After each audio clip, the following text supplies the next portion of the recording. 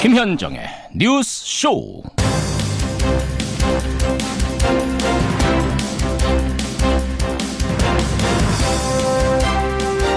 애청자 여러분 안녕하십니까? 트럼프 대통령이 오늘 오후 12시 반쯤 한국에 도착합니다. 미국 대통령이 국빈 자격으로 방한을 하는 건 25년 만의 일이죠. 가장 주목되는 부분은 과연 어떤 북핵 메시지를 내놓을까? 또 한미 FTA에 대해선 어떤 요구를 할까 하는 부분입니다. 사업가 출신 대통령답게 실리를 확실히 챙기고 갈 거라는 전망이 우세합니다.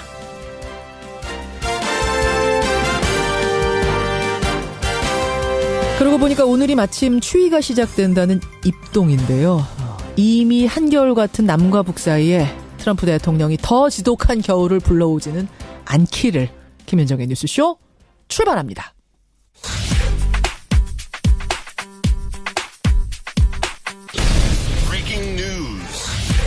김현정의 뉴스쇼가 주목한 오늘의 포인트 김정훈 기자 나와 있습니다. 어서 오세요, 김 기자. 네네. 오늘 첫 번째 포인트 트럼프의 방한 소식부터 봐야죠. 그렇습니다. 트럼프 미국 대통령 오늘 한국을 찾죠. 예. 외국 정상의 방한을 두고 이렇게 관심 뜨거웠던 적이 없는 것 같은데 최고로 예우를 하는 국빈 방문입니다. 그렇죠. 그것도 미국 대통령으로서는 25년 만에 국빈 방문이고요. 그러니까 이게 임기 중에 네. 그 대통령 임기 중에 어떤 국가에 대해서 국빈으로 초청할 수 있는 게 한 번이라면서요. 네, 단 한 번입니다. 문재인 대통령은 그 한 번의 카드를 쓴 거예요, 이번에. 고민 끝에 쓴 거죠. 그렇죠. 그런 가운데 또 북핵 문제가 핫 이슈이지 않습니까? 이런 상황에서 한국을 찾은 트럼프 대통령의 한마디 한마디가 정세에 큰 영향을 끼칠 수 있기 때문에 이렇게 관심이 뜨거운 거죠. 그렇죠. 트럼프 대통령은 정오를 넘어서 오산 공군기지에 도착하고요. 평택 미군 부대 또 용산 기지를 들른 뒤에 청와대로 갑니다. 예. 문재인 대통령과 정상회담 이후에 공동 기자회견을 하고요. 이후 각계 인사 또 각종 공연이 펼쳐지는 국빈 만찬 행사에 참석하는 것으로 첫째 날 일정을 마칩니다. 예. 국빈을 맞는 청와대가 그야말로 비상인데 근데 비상 상황이 또 있습니다. 비상 상황 또 뭐가 있습니까? 트럼프 대통령에 대한 찬반 집회 때문인데요. 찬반 집회가 한 100여 개가 지금 신고가 돼 있다면서요. 네. 그런 단체들이 모여서 진보 성향 단체들의 같은 경우에는 노 트럼프 공동 행동을 꾸려서 반대 기자회견을 하겠다 이렇게 신고를 해놨고요. 예. 또 저녁엔 촛불 집회도 이어지는데 청와대 방면 행진을 한다 이런 계획도 있네요. 반대로 대한애국당은 보수 성향이죠. 예. 서울 대한문 인근에서 트럼프 대통령 환영 집회를 개최를 합니다. 이에 대해서 경찰은 최고 비상령을 내린 상태고요. 가능한 경찰력을 모두 모아서 만약의 사태에 대비하겠다 이런 계획이네요. 뭐 표현의 자유는 보장이 돼야 합니다만 불상사로 이어지는 일은 없어야겠습니다. 다음 포인트 보죠. 네, 댓글 수사 방해팀의 구속입니다. 예, 국정원이 지난 대선에 관여한 사건, 그 댓글 수사를 방해했다는 그 사건으로 수사받던 사람들 결국 모두 구속이 됐죠? 네, 오늘 새벽 구속영장이 발부됐습니다. 누구입니까? 장호중 전 부산지검장, 예. 이재영 대전고검 검사, 서천호 전 국정원 2차장, 그리고 고모 전 국정원 국장 등이 구속됐는데요. 예. 검사장급 검찰 간부가 구속된 거는 사상 두 번째입니다. 그리고 같은 사건으로 검찰 간부 2명이 동시에 구속된 것도 대단히 이례적이죠. 그렇죠. 여기에 함께 영장이 청구됐던 변창훈 서울고검 검사가 어제 영장 실질 심사를 앞두고 투신해서 스스로 목숨을 끊기도 했네요. 예. 이들은 모두 국정원 내에 이른바 현안 TF를 꾸리고 조직적으로 댓글 수사 또 재판을 방해한 혐의를 받고 있습니다. 그러니까 지난번에 같은 사건으로 수사받던 국정원 변호사가 자살을 하는 일이 있었는데 네. 이어서 현지 검사가 또 같은 사건으로 수사받다가 이렇게 되니까 상당히 충격적이고 도대체 억울하다는 또 편지를 써놓고 자망을 했더라고요. 네, 이게 어떤 네. 것인가 이런 논란도 있고 합니다. 지켜보고요. 마지막 포인트 가죠. 네, 내홍에 휩싸인 국민의당입니다. 바른정당에 이어서 이번에는 국민의당의 내용입니까? 네, 통합 문제를 둘러싼 집안 싸움 이제는 국민의당으로 번지는 모습인데요. 어제 유성업 의원이 대통령 선거에서 패배한 사람은 죄인이다. 네. 지금이라도 중대한 결단이 필요하다 이렇게 주장을 했습니다. 바른정당과 통합을 추진하고 지역위원장 물갈이를 꾀했던 안철수 대표에 대한 반발이죠. 이에 대해서 독일 또 이스라엘을 방문 중이던 안 대표는 가만히 있지 않아서요. 정상적인 문제적인 범위를 넘었다. 끝까지 같이 같이 못할 뿐이 있더라도 나의 길 가겠다 이렇게 응수를 했습니다. 끝까지 같이 못 가는 한이 있더라도 나는 내 길 간다. 그렇죠. 유성애 의원한테 지금 답가를 보낸 거네요. 그렇습니다. 오늘 안철수 대표가 귀국을 하거든요. 아마 내홍이 본격화할 것으로 보이네요. 여기까지 오늘의 포인트 김정훈 기자 수고하셨습니다. 네. 트럼프 미국 대통령의 이번 아시아 순방의 최대 현안은 북핵 문제입니다. 트럼프 대통령은 오늘 정오쯤 한국에 도착해 문재인 대통령과 단독 확대 정상회담을 열고 대통령 내외가 함께하는 만찬에 참석합니다. 이보다 더 일본과 가까운 적은 없었다. 이런 말을 남기고 일본 방문을 마친 트럼프 대통령 오늘 우리나라에 도착을 합니다. 주목되는 관전 포인트 3가지 정도입니다. 첫째, 대북 메시지를 어떻게 내놓을까? 둘째, 한미 FTA는 어떤 식으로 언급을 할 것인가? 셋째, 요사이 중국하고 우리나라 관계에 대해서는 트럼프가 어떤 입장을 직접 밝힐 것인가? 이거 정도가 되겠죠. 이 중에서도 가장 주목이 되는 건 첫 번째입니다. 대북 메시지. 저 멀리 미국 땅에서도 그렇게 거친 말폭탄을 쏟아냈던 트럼프인데 한반도에 와서는 어떤 이야기를 할지. 와서 하는 말 한마디 한마디는 사실 트위터에 대고 하는 말하고는 차원이 다르죠. 이분과 함께 전망하겠습니다. 정세현 전 통일부 장관 연결이 돼 있습니다. 정 장관님 안녕하세요. 네, 안녕하세요. 일단 스케줄상으로 가장 주목되는 건 정상회담하고 국회 연설 이 2가지로 봐야 되겠죠? 그렇죠. 예, 어떤 부분, 어떤 메시지에 주목하십니까? 근데 물론 조금 전에 말씀하신 대로 한국에 와서는 북핵 문제를 가장 비중 높게 거론할 것 같아요. 그런데 저는 북핵 문제 그 자체에 그 트럼프의 본심이 실려 있는 건 아니지 않느냐는 생각을 해봅니다. 그게 무슨 말씀이세요? 그 무기를 팔자는 거죠, 간단히 말해서. 그러니까 북핵 메시지를 내놓긴 내놓을 텐데 북핵 문제 언급을 하긴 할 텐데 그 내심에는 무기 장사를 하려는 마음이 깔려 있다? 일본에서는 이미 지금 그 성공하지 않았어요.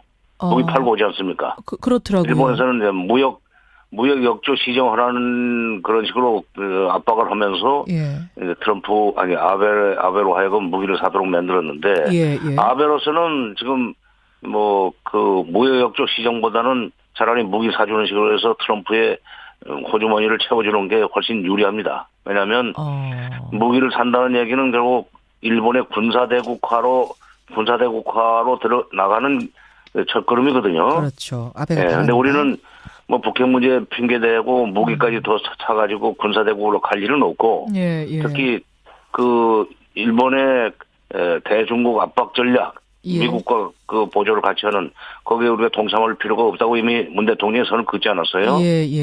그러니까 우리로서는 지금 북핵 문제와 관련된 발언이 험악하게 나오지 않기를 바랄 뿐인데 그거는 지금 청와대도 어떻게 예측 못하고 저는 더더구나 정보가 없으니까 말 못하는데 근데 지금 하나 지금 주목할 부분은 일본에서 아베가 최고의 압박과 제재로 북한을 좀 더 조여 들어가야 된다는 얘기를 할 때 거기에 대해서 동문서답 비슷하게 전략적인 데는 끝났다 얘기를 했단 말이에요. 그렇죠. 전략적 대화는 끝났다. 그래서 그게 무슨 말인지 좀 저도 지금 저는 맥락을 잘 모르겠습니다만은 여기 와서는 조금 부드러운 얘기를 하지 않을까 하는 기대도 갖습니다. 왜냐하면 지난번에 한국 방문을 앞두고 깜짝 놀랄 일이 일어날 것이다 하는 얘기를 해서 그런 얘기 했었죠. 그 2가지죠. 그러니까 근데 깜짝 놀랄 일이 뭐 있을 것이다. 이런 약간 충격적인 발언들은 워낙 많이 해서 우리가 그렇게 귀담아 듣진 않았었는데 그 부분을 귀담아 들으셨어요, 정 장관님? 아니, 좋게 보면은 진짜 아주 예상과는 정반대로 아주 부드러운 얘기, 북한과 대화를 하겠다는 얘기를 할 수도 있겠지만 그 가능성은 낮고 그러나 일본에서 했던 것만큼은 얘기를 하지 않겠는가. 그 정도 나오지 않겠는가. 정리를 좀 해보자면 사실 일본에서 막 골프도 같이 치고 4번이나 밥도 같이 먹고 굉장히 친했어요. 이보다 더 가까울 순 없다 할 정도로 친했는데도 무역 얘기 나오자 일본하고 우리의 무역 관계는 not fair, not open. 그러니까 페어하지도 않고 공정하지도 않고 오픈되어 있지도 않다. 이렇게 압박을 아주 직설적으로 하더라고요. 그러면서 결국은 무기를 팔고 왔습니다. 이런 걸 볼 때 우리한테도 뭔가 그런 실리를 추구하려고 할 것이다. 우리한테는 이제 일본한테 제기하지 않는 문제가 하나 있죠. 어떤 겁니까? 주한미군 주둔 비용 분담, 비용 문제 이걸 이제 높이라고 할 가능성이 있고 분담금 그러다 보면 문제. 결국 우리 국방비 늘려야 되는 문제가 있습니다. 지금 뭐 예산 심의를 앞두고 있는데 예산 심의 국회가 이미 시작되지 않았어요. 그렇죠. 그런 국회에 가서 연설한다는 것 자체가 조금 그런 것도 계산하고 있지 않나. 국회에 가서 연설하는 것도 그런 얘기. 지금 사실은 한미 정상회담보다도 국회 연설이 더 주목이 됩니다. 왜냐하면 한미 정상회담은 사실 물밑으로 어느 정도 조율을 다 하고 들어가는 건데. 그렇죠. 발표할 때도 그 발표의 조율이 어떤 그 수위 같은 걸 조율할 수가 있는데 국회 연설은 그냥 그대로 나간단 말이에요. 중계방송. 애드립이 막 나갈 수가 있어요. 트럼프의 돌출 그렇죠. 발언이 막 나갈 수 있는데 여기서 분담금 얘기를 할 수도 있다. 이게 걱정되신단 말씀이시군요. 그러려면은 북핵 상황을 극도로 악화시키는 그런 어떤 발언을 할 수도 있죠. 북핵 상황을 그게 무슨 말씀이세요? 극도로 안 좋은 이야기 어떤 그렇죠. 전쟁이 날 수도 있다는 식의 말폭탄을 쏟아내고 그렇게 되면 또 일부 박수치는 국회의원들 일어서서 기립박수하는 국회의원도 나올 수 있어요. 무력으로 우리가 공격하자 뭐 이런 발언에 대해서 무력까지는 아니지만 하여튼 북한을 그대로 놔둬서는 안 된다. 압박과 제재를 더 강화해 나가야 된다는 식으로 얘기를 할 때 기립박수 치면 거기에 고무돼 가지고 애드립으로 이제 이게 뭐 한국이 지금 상태로서는 안 된다. 일본도 지금 무기 사는 이유가 뭐냐? 북한 때문이다. 한국은 거기에 대해서 한국도 거기에 대해 동참해야 된다는 얘기를 할 때 기립박수하는 국회의원들이 나오면은 그건 어떻게 보면 한국 정부가 문재인 정부가 굉장히 큰 압박으로 받아들일 수밖에 없습니다. 그럼 아까 깜짝 놀랄 대목을 걱정해요.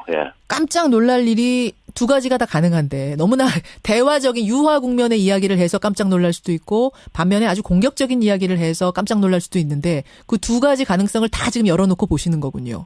그렇죠. 근데 이제 가능성 면에서 비율 면에서는 지금 그 두 번째 또 공격적인 얘기 그러면서 바로 무기 얘기를 바로 꺼내는 그 무기를 더 많이 사야 된다는 얘기를 할 가능성도 있다. 그쪽이 조금 더 높다고 보시는 거예요. 그렇게 보시는 거예요. 사실 한미 FTA가 또 걸려 있지 않습니까? FTA를 걸고 들어가는 거예요. FTA하고 주한미군 주둔 비용 문제를 가지고 압박을 해 들어가면은 결국 우리가 그걸 달래기 위해서는 무기를 살 수밖에 없는 그런 코너에 몰리죠. 그렇게 다 물릴 가능성. 그럴 때 그럼 우리는 어떻게 대응해야 된다고 보세요?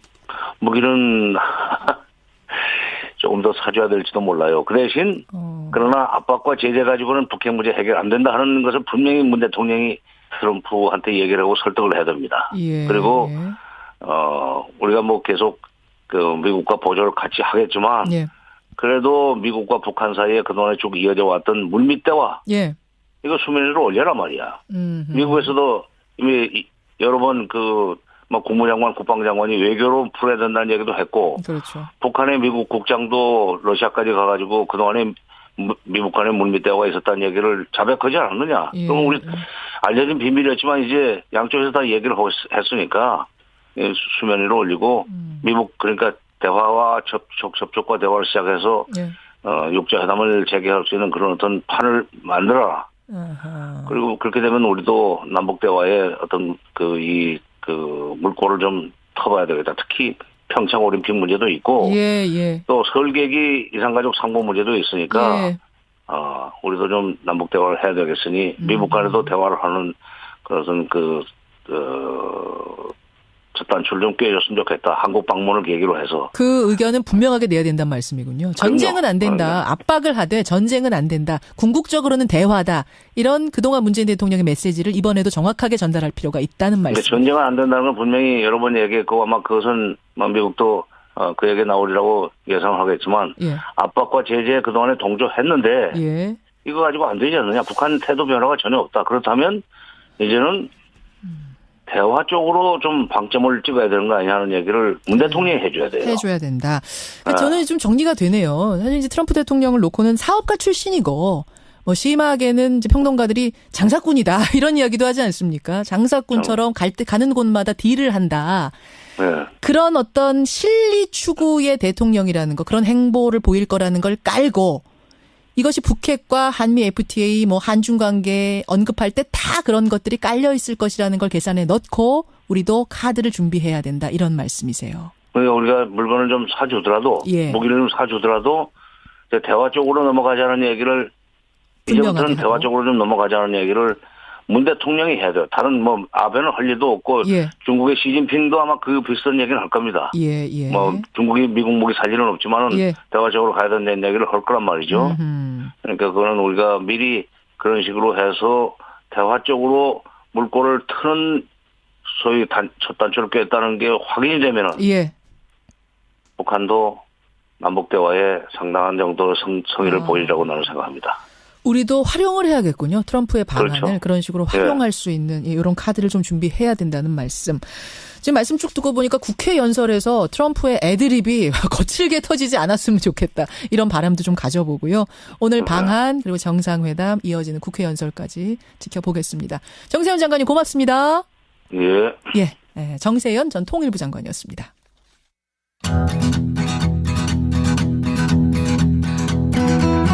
김현정의 뉴스쇼는 청취자 여러분의 참여로 이루어집니다. 트위터, 페이스북, 레인보우 게시판, 그리고 단문 50원, 장문 100원의 유료 문자 샵 1212, 우물정 1212 통해 참여하실 수 있습니다. 김현정의 뉴스쇼, 여러분과 함께 만듭니다.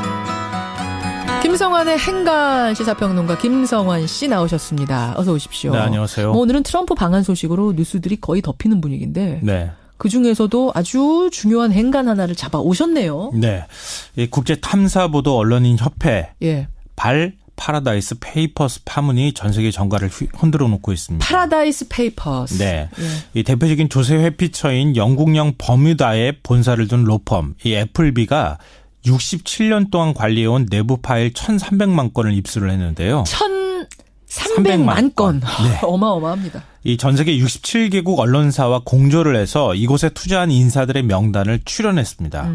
이 각국 정상과 정치인 120명, 유명 가수와 배우가 대거 포함된 것으로 드러났는데요. 그렇죠. 이 조세회피처 명단, 파라다이스 페이퍼스 파문, 이 뉴스의 행간을 좀 살펴볼까 합니다. 예. 67개국 언론사와 공조를 해서 네. 출연했고 67년 동안 관리해온 거고 67이네요. 엘리자베스 영국 여왕도 명단에 들어있다면서요. 그 우아하고 약자들을 감쌌던 엘리자베스 여왕. 저도 좀 놀랐는데요. 명단이 있다 그래서 그러니까요. 조세회피처에 약 1,000만 파운드, 우리 돈으로 146억 와. 원을 투자하고 있었던 것으로 드러났습니다. 그래요. 이것 때문에 영국에서 왕실 자산 운영 내역을 투명하게 공개해야 한다. 이런 비판 여론이 지금 거세게 일고 있습니다. 이 트럼프 미국 대통령 측근들도 대거 등장하고 있는데요. 어떤 사람이요?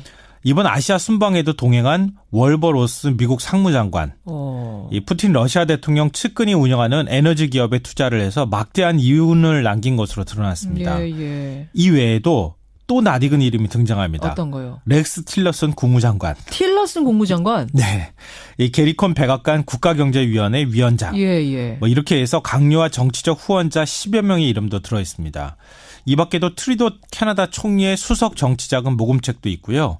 록밴드 U2의 리드싱어 보노. 보노 이름이 있어요? 네. 팝스타 마돈나도 조세회피 의혹을 받고 있습니다. 마돈나까지. 한국인 명단도 있는데요. 232명이 있습니다. 예. 이 공기업인 한국가스공사, 현대상사, 효성그룹, 그리고 또 개인 명단, 법인 이런 것들이 포함돼서 232명이 조세회피처의 법인을 설립한 것으로 드러나게 됐습니다. 가스공사도 있어요? 네. 공기업까지 조세회피처에다가 네, 맞습니다. 법인을 설립했다. 참 그래요. 충격적인 뉴스. 이건 뭐 우리나라뿐만 아니라 전 세계 재계 정계를 지금 발칵 뒤집어 놓고 있습니다. 파라다이스 페이퍼스 파문. 이 뉴스의 행간 이면 들어가 보죠. 첫 번째 행간은 정말 까도 끝이 없다. 까도 끝이 없다. 이 조세회피처에 투자한 명단 정말 양파 껍질처럼 까도 끝없이 나오고 있는데요. 사실은 이번이 처음도 아니잖아요. 네, 처음 아니에요. 국제탐사보도 언론인협회 ICIJ라고 하는 곳인데요. 이곳에서 명단을 공개한 게 벌써 세 번째입니다. 세 번째예요. 2013년, 작년이죠. 2016년 그리고 올해. 예. 2013년 처음 명단을 공개했을 때는 정말 놀랐거든요. 그때 누구 들어있었죠?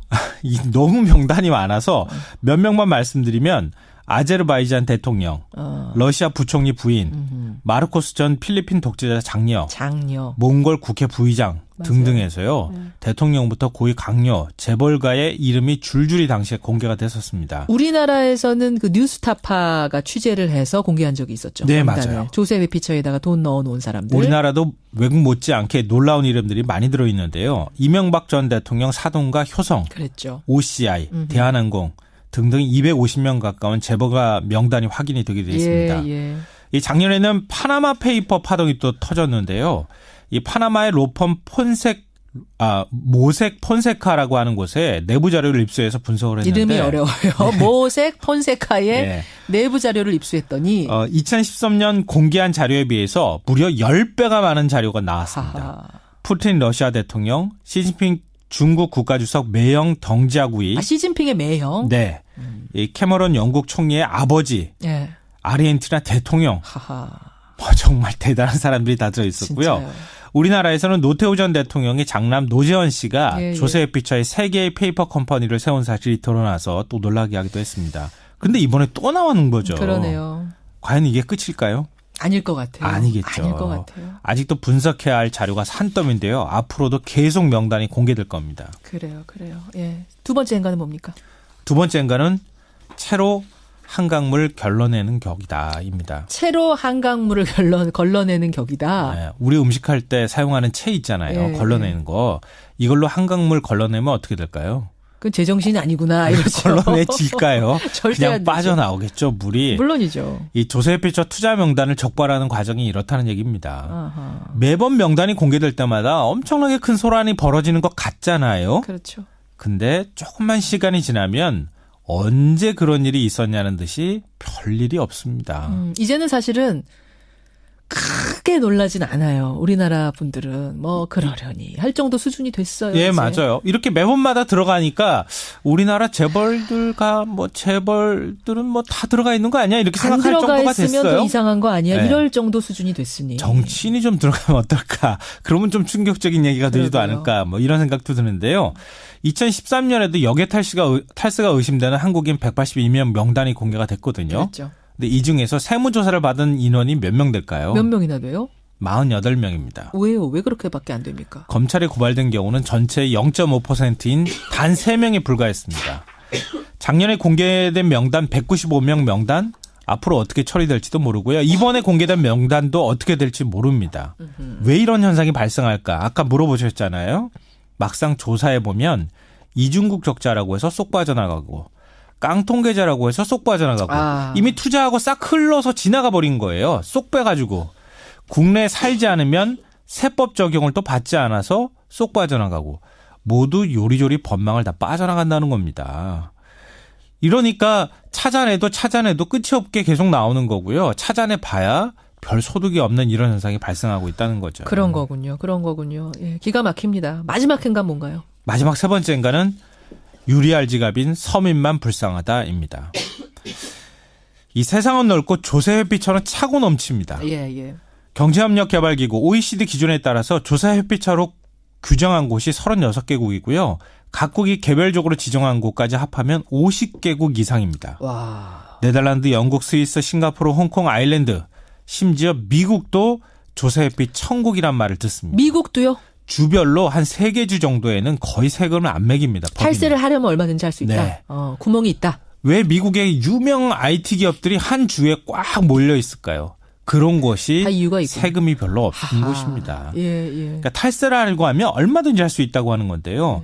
조세정의 네트워크에 따르면 2014년을 기준으로 해서 검은머리 한국인에 의한 조세회피처 투자 금액이 640조 원입니다. 와. 전 세계를 다 합치면 3경 900조 원이라는 얘기, 9천조 원이라는 얘기도 있습니다. 잠깐만요. 3조 9천억이 아니라 3경 9천조 원. 오랜만에 경단이 들어보네요. 이게 얼마나 큰 돈인지도 잘 구분이 안 되는데요. 중소기업은 법인세 30% 꼬박꼬박 내는데 대기업은 조세회피처를 돌아서 5%만 부담하면 되는, 그리고 직장인은 유리알 지갑인 이런 상황. 이거 어떻게 설명해야 될지 모르겠는데요. 그야말로 조세 형평성이 다 무너진 거네요. 그럼요. 지난 6월 한승희 국세청장 후보자 인사청문회 때 이 문제가 나왔는데요. 역외 탈세 막기 위해 노력하겠다고 약속했거든요. 예. 정말 막을 수 있도록 정부 차원에서 뭔가 노력이 더 필요할 것 같습니다. 그래요. 예. 파라다이스 페이퍼스 논란 오늘 한번 다뤄봤습니다. 제가 중간중간에 기침해서 죄송해요. 방해가 되셨으면 여러분 죄송합니다. 양해해 주십시오. 여기까지 오늘의 행간 수고하셨습니다. 네, 고맙습니다. 청취자 최기륜님, 미국과 우리가 우방인 건 분명하지만 트럼프는 그들의 이익을 위해 노력할 뿐입니다. 따라서 우리도 우리의 이익을 위해 균형 있게 잘 대처해야 한다. 현명하게 대처하자, 이런 지적 주셨고요. 이민정님은 글쎄요, 이건 딜이 아니라 힘을 가지고 강매하는 거 아닙니까? 이런 의견까지. 입으로 갑니다.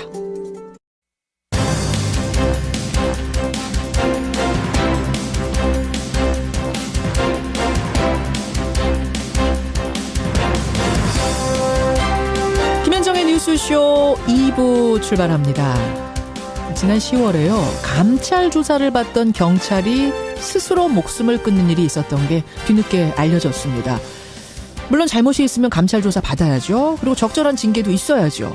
하지만 도를 넘는 감찰 행위가 결국은 사람을 죽인 거다라고 주장하는 분이 있습니다. 오늘 첫 순서로 만나보죠.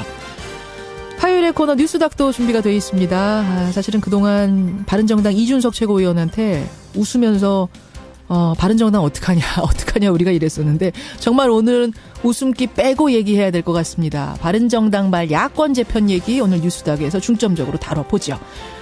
화제 인터뷰에서는요. 개들의 개통령이라는 별명을 가진 분이세요. 강형욱 훈련사를 만나봅니다. 최근 경기도에서 15kg 이상 반려견, 모든 반려견에 대해서 입마개를 외출 시 착용하도록 하는 의무 규정을 만들려고 하는데 강형욱 훈련사가 꼭 하고 싶은 얘기가 있다고 합니다.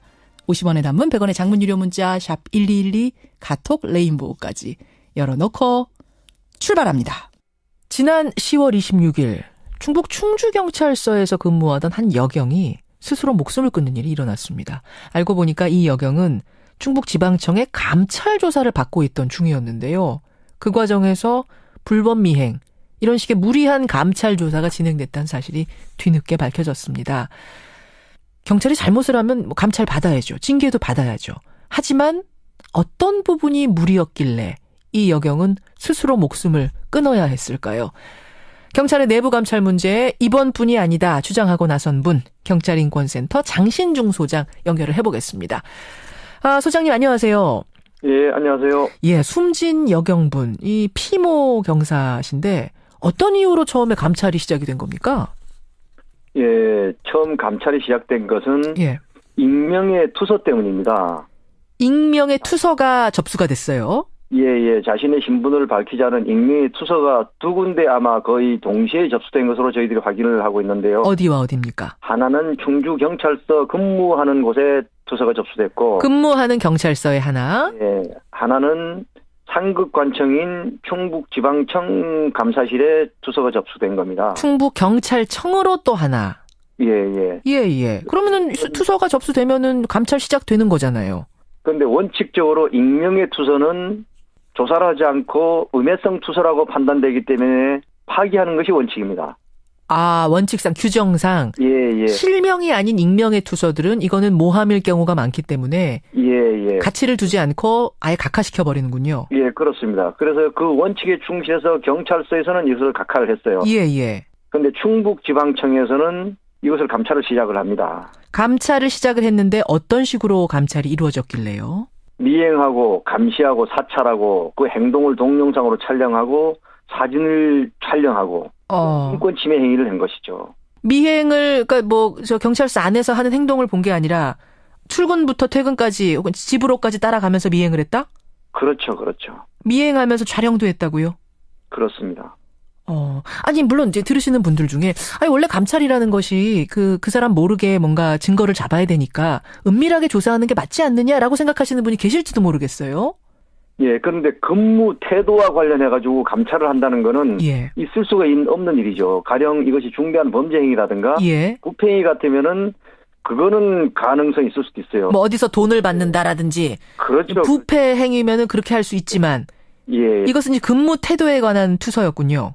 그렇죠. 만약에 저 사람 며칠 전에 한 10분 정도 지각을 했다라는 투서가 접수됐다고 해서 사람을 미행하고 감시하고 몇 개월 동안 사생활을 침해하는 이것이 현재 확인된 건 녹취록상 확인된 걸 보면은 사찰하고 동영상 촬영하나 감시하지 않으면은 도저히 알 수 없는 일들을 모두 이야기를 합니다. 그리고 녹취록에 보면은 집에까지 가서 다 확인했다. 차를 끌고 와 차를 대놓고 오는 거야. 저 뒤에 교화의 뒤에 우리가 집에서부터 확인하고 뭐 이런 대화가 나오거든요. 일상까지도 따라다니면서 다 감시하고 촬영을 했다 이 말씀이세요. 예. 그럼 도대체 그 투서 내용이 뭐였는가가 중요한데 지금 뭘로 알려져 있습니까? 익명의 투서.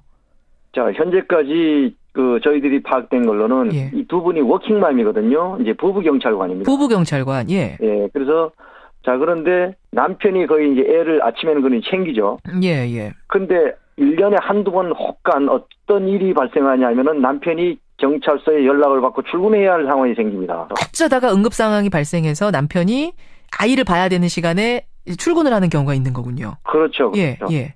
그럴 때 아이들을 돌볼 사람이 없기 때문에 빨리 가서 아이들을 밤에서 학교로 보내주거나 예. 하는 이런 걸 챙기고 한 20-30분 시간이 걸려서 이제 경찰서 다시 출근하게 되는 거죠. 아주 이례적으로 그런 적이 있었는데. 그렇죠, 그렇죠. 그걸 가지고 투서가 들어간 거예요. 그렇습니다. 잘못한 게 있으면은 거기에 맞게 경고든 징계든 뭔가 받고 이렇게 처리하면 되는 걸 텐데 과잉된 감찰이 들어갔다 이렇게 되는 거네요. 그렇죠. 이제 몇 개월 동안 자기들이 확인을 해도 이 근무 태만 행위라든가 근무 태도와 관련된 행위가 안 보이는 거래요. 아무것도 증거가 안 잡히는 거예요. 안 나오고 그렇죠. 특별한 일이 발생하지 않으면 집에 갈 일이 없으니까. 예, 예. 그리고 10월 19일 날 예. 첫 감찰 조사를 하죠. 하루 전에 서면으로 감찰 조사를 하겠다고 통지를 하고 난 뒤에 이제 서면 조사를 합니다. 예. 아무 그것도 나오지 않으니까 지각한 걸로 3번을 찍어달라고 합니다. 지각한 적이 없는데? 예, 예. 지각 3번으로 하고서 사건을 이제 마무리하자. 그렇죠. 그러니까 지각도 하지 않았는데 3번으로 그냥 퉁치자 이렇게 된 거예요?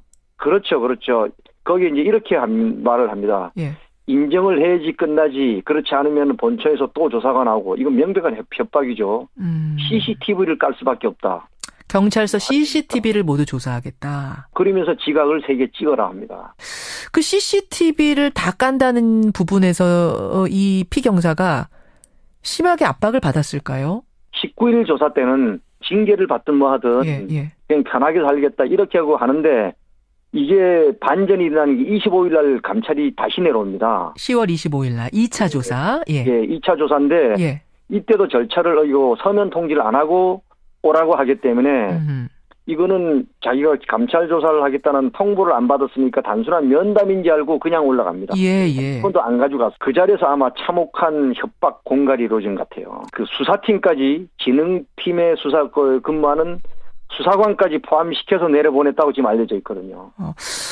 아니 저는 지금 들으면서 저도 그렇고 아마 들으시는 분들도 비슷할 텐데 도대체 상상할 수 없는 일이. 아니 왜 그렇게까지 했는가? 그렇게까지 해야 했는가? 뭔가 이 피경사한테 이유가 있기 때문에 혹시 그랬던 건 아닌가? 아니 무슨 이득이 있다고 그렇게까지 경찰청의 감찰반이 했을까?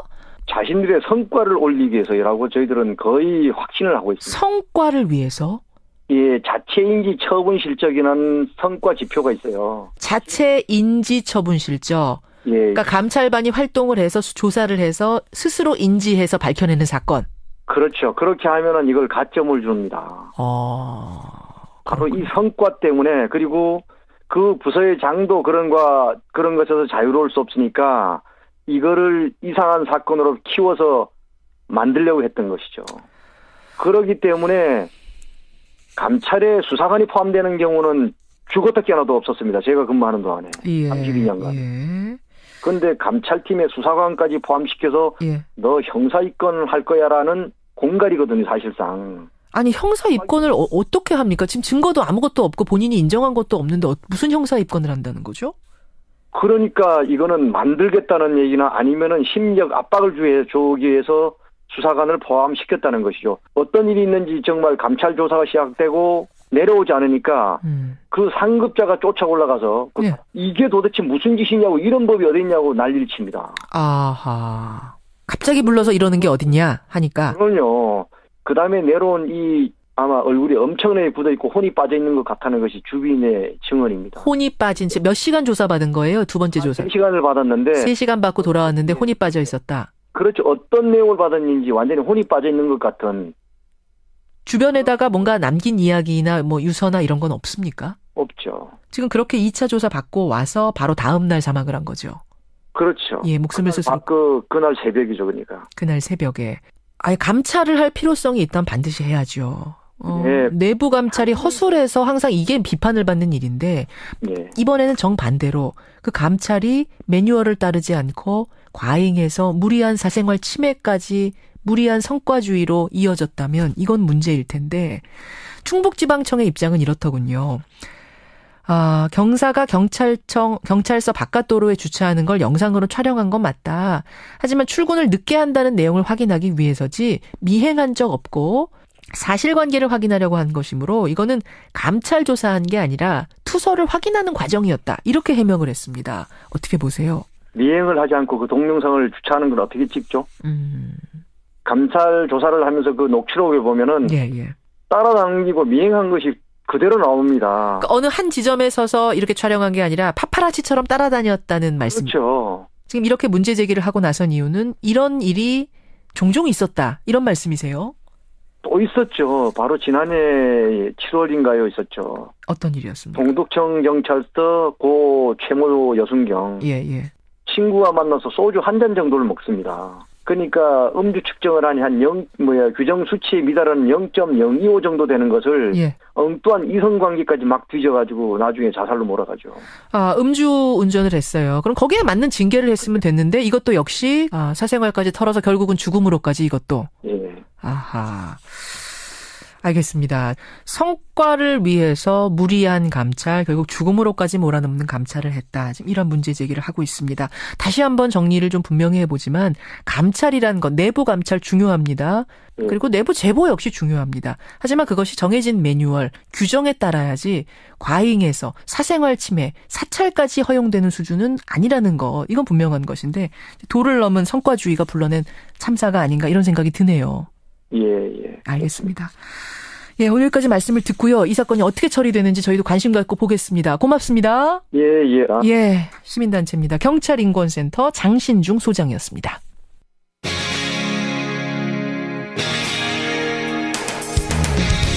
여러분께서는 지금 CBS 라디오 김현정의 뉴스쇼를 함께하고 계십니다. 최근 개물림 사고가 잇따르면서요. 경기도가 먼저 대책을 내놓았습니다. 무게가 15kg 이상의 반려견과 외출을 할 경우에는 입마개 착용을 의무화해라. 또 목줄의 길이도 2m 이내로 제한하겠다. 이런 겁니다. 이것을 어기면 1차에 10만 원, 2차에 20만 원 이런 식으로 과태료를 물겠다는 건데요. 찬반 논란이 일고 있습니다. 여러분은 어떻게 생각하십니까? 이분의 생각은 어떨까요?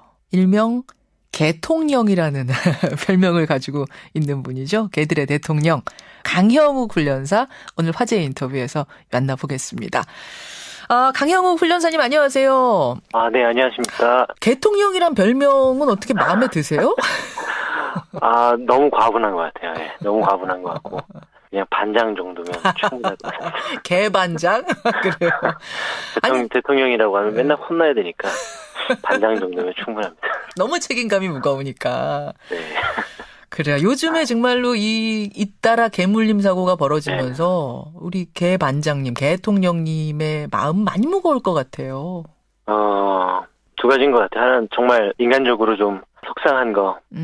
그리고 또 하나는 너무 아쉬운 거. 지금까지 사실 우리가 하나도 없는 상태에서 반려문화라는 것도 노력하신 분들이 많이 있으세요. 근데 이런 사건들이 터지면서 다시 5년 전, 10년 전, 15년 전으로 돌아가는 거는 아닐까라고 하는 겁도 나고 있고요. 그래요. 그런 와중에 이제 사람들이 불안감이 높아지자 안전대책이 나오기 시작했는데 첫 번째로 나온 곳이 경기도입니다. 15kg 이상의 개에 대해서는 외출 시에 반드시 입마개 착용, 끈도 2m 이내로 제한. 어떻게 생각하세요? 정말 눈이 번쩍 떠졌어요. 와, 이게 뭐지라고 해서 꼼꼼히 읽어봤는데 대체 이거를 누가 생각을 했을까? 정말 전문가가 포함돼서 고민 끝에 나온 이야기인가? 15kg라고 하는 것이 사실은 우리 주변에 있는 코카스파니엘이나 예. 조금 등치가 큰 비글 정도도 이 정도가 나오거든요. 조그마한 말티즈, 푸들 뭐 이런 친구들 이외에는 거의 대부분 그 근접할 텐데 예. 그렇다면은 이게 몸무게로 반려견의 성향이나 성질을 파악하면은 안 돼요. 전혀 그렇지가 않아요. 자, 일단 그러니까 몸무게 15kg이 네. 그렇게 큰 개도 아니려니와 그 몸무게로 모든 성향을 다 말해줄 수는 없다. 그럼요. 왜냐면 제가 공격적인 견종이라고 해서 제가 의뢰받는 거의 대부분의 반려견들이 굉장히 작은 친구들의 비율이 훨씬 더 많이 있어요. 그래요? 어떤 크기나 이런 걸로 그 견종의 어떤 성질을 이렇게 한정적으로 만든다는 것 자체가 이거 좋은 생각은 아닌 것 같아요. 절대 이거는 말이 안 될 정도로 이건 실수라고 하잖아요. 아이코라는 말이 나올 정도로 반려견을 1도 모르고 만든 법이에요. 1도 모르고 만든 법. 아니 근데 이제 일반인 입장에서는 요 사이에 워낙 잇따라 사고가 벌어지다 보니까 입마개 얘기, 목줄 얘기는 많이 나왔던 대책이잖아요. 아마 그 선상에서 그럴 수도 있겠다라고 생각하시는 분들이 꽤 많을 거거든요. 이게 입마개는 내 반려견이 나조차 만지기 힘들고 나조차 두려움을 느낀다면 그때 당연히 입마개를 해야 되겠죠. 또 하나는 공격 성향을 갖고 있었고 공격적인 모습을 갖고 있었는데 교육을 통해서 좋아져야 되지 않겠습니까?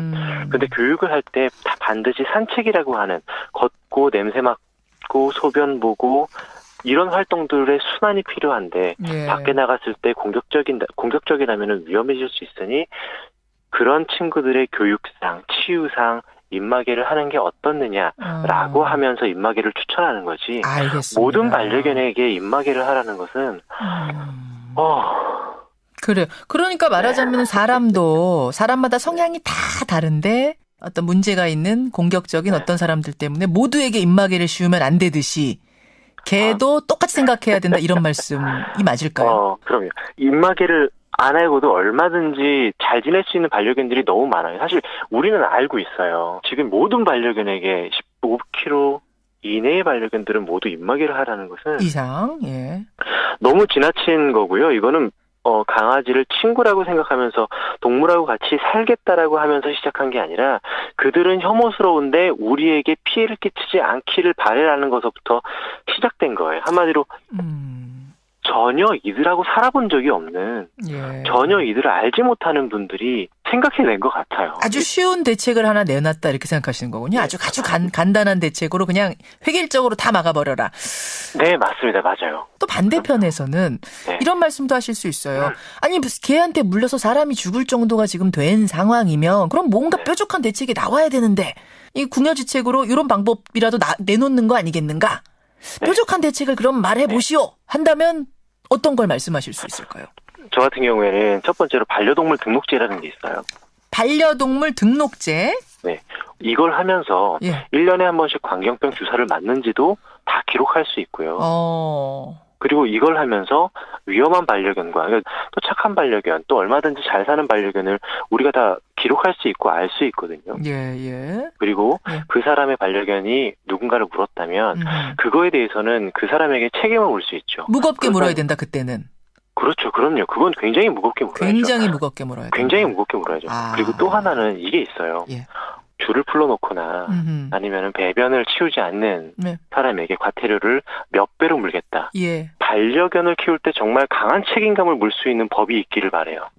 우리 반려인들조차 매너를 지키지 않고 질서를 지키지 않는 사람들에 대한 경고나 과태료를 무는 거에 대해서 전혀 거부감이 없어요. 제대로 개를 키우면서도 제대로 관리하지 못하는 사람들에 대해서는 강하게 처벌해라. 관리하도록 유도해라. 이건 찬성한다 이 말씀이세요. 5만 원, 7만 원, 10만 원이 아니라 50만 원, 70만 원, 100만 원으로 올려야 되고요. 강아지를 제대로 못 키우는 사람한테는 그 강아지를 뺏어와서 좋은 주인을 찾아줘야 되고 공격적인 강아지를 만든 반려견이 공격적이면 보호자가 그 반려견을 공격적으로 만든 것에 절반 이상의 책임이 있어요. 그 사람에겐 반려견을 키우지 못하게 해야 해요. 그런 식의 법률까지. 그러니까 지금 오해하면 안 됩니다, 여러분. 오해하시면 안 됩니다. 강영욱 훈련사님의 견은 모든 개를 자유롭게 풀어놓자 뭐 이런 의미가 아니라 그럼요. 예, 관리 감독을 더 잘하게끔 하는 더 좋은 방법을 찾아야지 이 손쉬운 방법으로 획일적으로 해서는 대책이 안 된다. 지금 이 얘기를 하고 계시는 거예요. 개들의 대통령 강형욱 훈련사. 그렇지 않습니다. 나오신 김에요. 네. 꼭 지켜야 할 에티켓. 네. 한 두 가지만 좀 전해주고 가시겠어요? 두 가지면 너무 간단하죠. 당연히 산책을 할 때는 줄을 매고 산책을 하는 것. 예. 내 반려견이 한 배변은 항상 잘 치우는 것. 그건 이제 반려인들 입장에서의 패티켓이고 네. 반려견을 대하는 입장. 그러니까 보통 일반인들 입장에서는 조심해야 될 게 뭘까요? 그냥 지나가 주시면 돼요. 그냥 지나가 주시면 된다? 강아지를 보고 아는 척하거나 소리 지르거나 그냥 뭐 이쁘다고 해주거나 그럴 필요는 없으세요. 저는 지나갈 때마다 항상 예쁘다, 귀엽다 이런 얘기 한마디씩 해주면은 스스로 좋은 건 줄 알았는데 혼자 하는 거죠. 혼자 속으로 해요. 이쁘다. 왜 그래요? 걔한테는 그것도 자극이 됩니까? 지나치게 반려견을 많이 이뻐하는 것도 만지려고 그러고 또 꼬집으려고 그러고 안으려고 그러고 얼굴 갖다 대려고 하는 것들이 반려견을 더욱더 예민하고 또 방어적인 반려견으로 만들 수 있어요. 그래서 만지지 말고 그냥 지나가시면은 반려견이 너무 고마워하고 너무 좋아할 것 같아요. 예쁘면 속으로만 예뻐해라. 반려견은 점점 늘어날 겁니다. 반려동물은 우리 사회에서 점점 늘어날 것이고 따라서 반려문화는 이런 진통을 겪더라도 성숙해야 한다. 이것만은 분명하니까요. 하실 역할이 많습니다. 아닙니다. 감사합니다. 오늘 고맙습니다. 네, 감사합니다. 예, 개들의 대통령으로 불리는 분입니다. 강형욱 훈련사였습니다.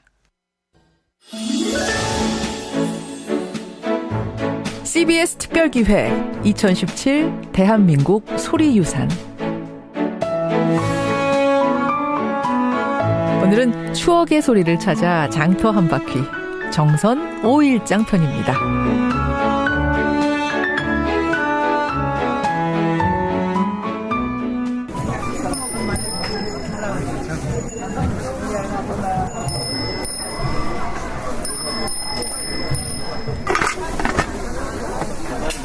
캄캄한 새벽에 집을 나와 해 뜨기 전에 자리를 펼칩니다. 오늘 갖고 나온 건 다 팔고 가겠다는 야무진 결심. 시골 장터는 일찍부터 달아오르네요.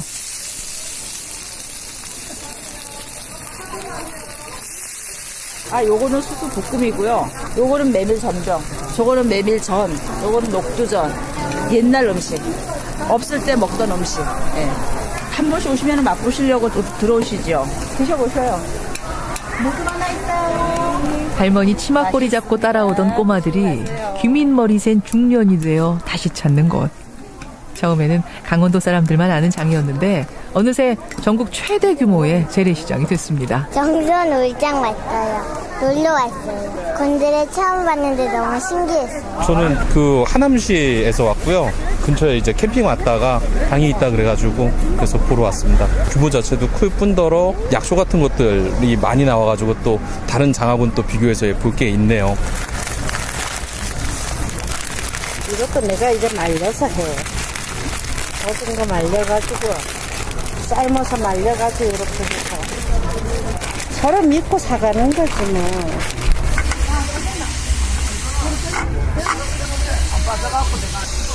한 개 3,000원, 두 개 5,000원. 아이고 두고예요 어머니. 이거 쫄깃쫄깃하니 내일까지 먹어도 괜찮아요. 안 굳어요. 내가 30살부터 했거든. 그래가지고 지금 71 고생 많이 했죠.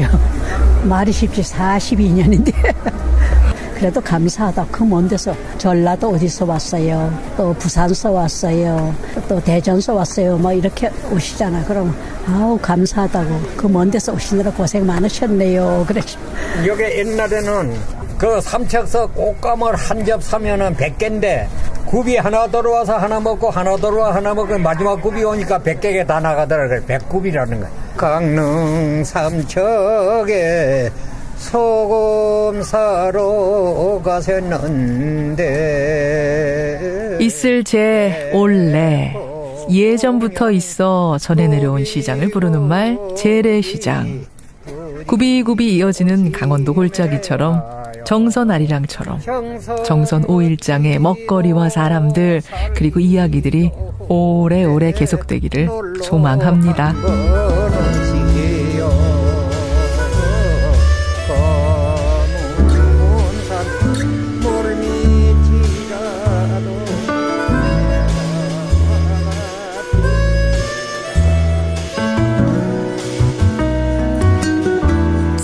특별기획 2017 대한민국 소리유산.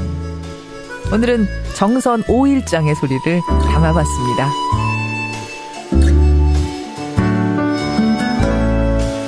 (2017) 대한민국 소리유산은 방송통신위원회의 방송통신발전기금을 지원받아 제작한 것입니다.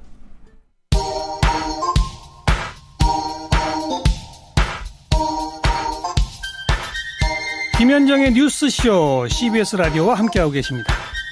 저는 퇴근길 시사자키 정관용입니다. 개 입막의 의무화. 경기도가 지금 마련하고 있는 규정입니다. 15kg이 넘는 개면은 무조건 입마개를 한 채 외출시켜야 된다. 그렇지 않으면 과태료를 물겠다. 처음 걸리면 10만 원, 두 번째 걸리면 20만 원.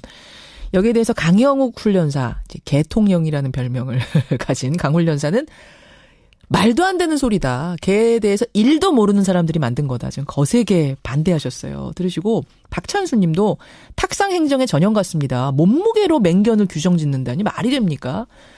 반면에 서효수 님은 아니 단속 강화 환영합니다.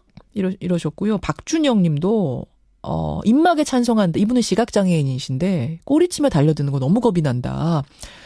지금 문자가 와 엄청나게 들어오네요. 이거 밖에서 표 좀 세주실 수 있어요? 찬반 들어오신 분들에 한해서. 예, 뉴스닥 진행하는 동안 표를 좀 보내주세요.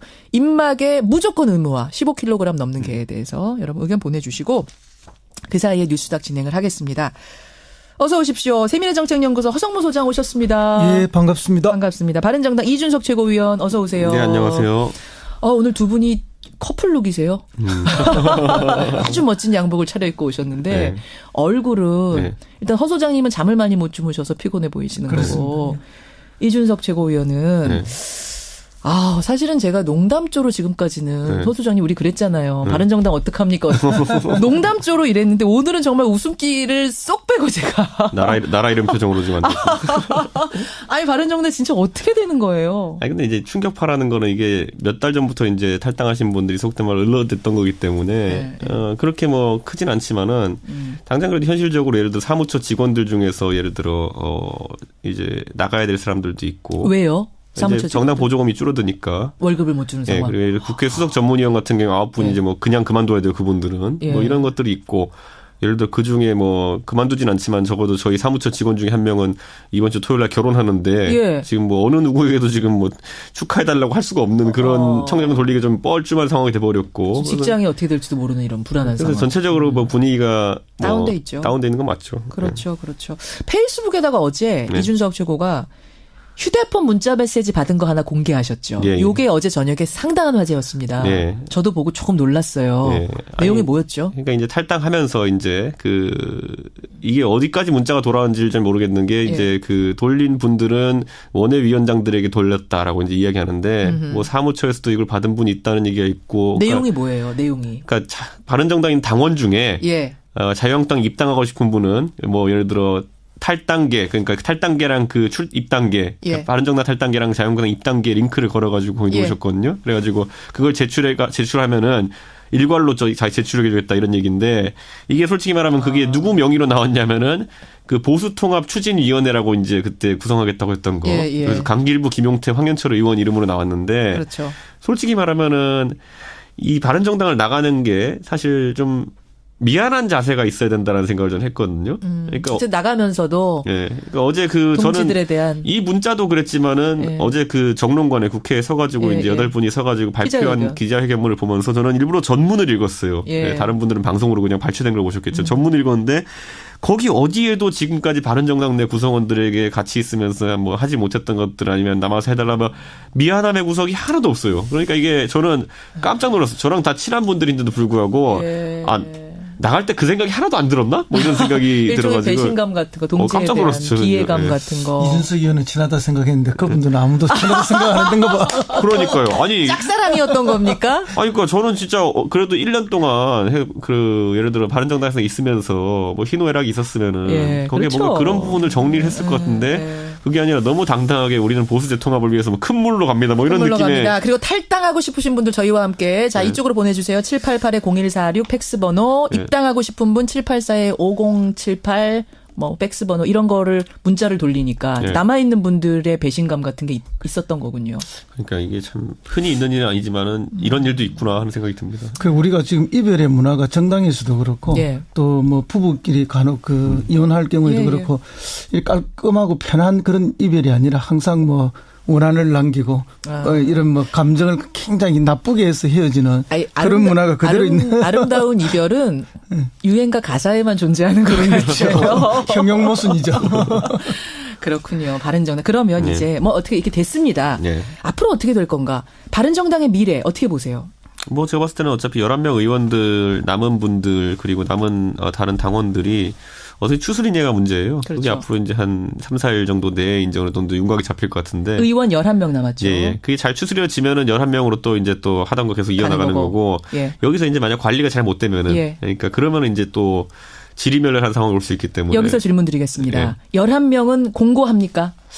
제가 솔직하게 말씀드리면 오늘 현재 상황으로는 아닙니다. 그렇기 때문에 그건 왜냐하면 이제 그 제가 마지막 의총에 이제 그때 20명이 모였을 때 마지막 의총에 제가 갔는데 그때 마지막에 이제 그걸 좀 중재해 보려는 노력이 이제 있었죠. 중간에 예를 들어 정병국 의원이라든지 김세현 의원 통합전대 같은 걸로 통합전대도 있고 전대 연기 뭐 이런 얘기가 있어요. 일단은 연기하고 좀 시간을 갖자 이런. 근데 그게 마지막에 이제 합의점이 좀 나올 것 같이 됐는데 그게 이제 그래서 솔직히 밖에 기다리던 기자들은 밤 12시 돼가지고도 야, 이거 우리 기사 다시 다 써야 되는 거 아니냐 이런 위기를 느낄 정도로. 이거 봉합되는 거 아니야? 뭔가가 나오는 거 아니야? 이런 게 12시쯤에는 갔군요. 그렇죠. 그래가지고 그 지점까지 갔었는데 마지막에 이제 그 통합전대랑 전대 연기에 대해 가지고 이제 완고히 반대 의견을 가진 분들이 있어가지고 결국에는 타결이 안 되고 제 갈 길을 가겠다라고 선언한 거기 때문에 그에 대한 아쉬움을 가진 분들이 좀 있어요. 당연히. 그러니까 11명이 남긴 남았지만 그 안에도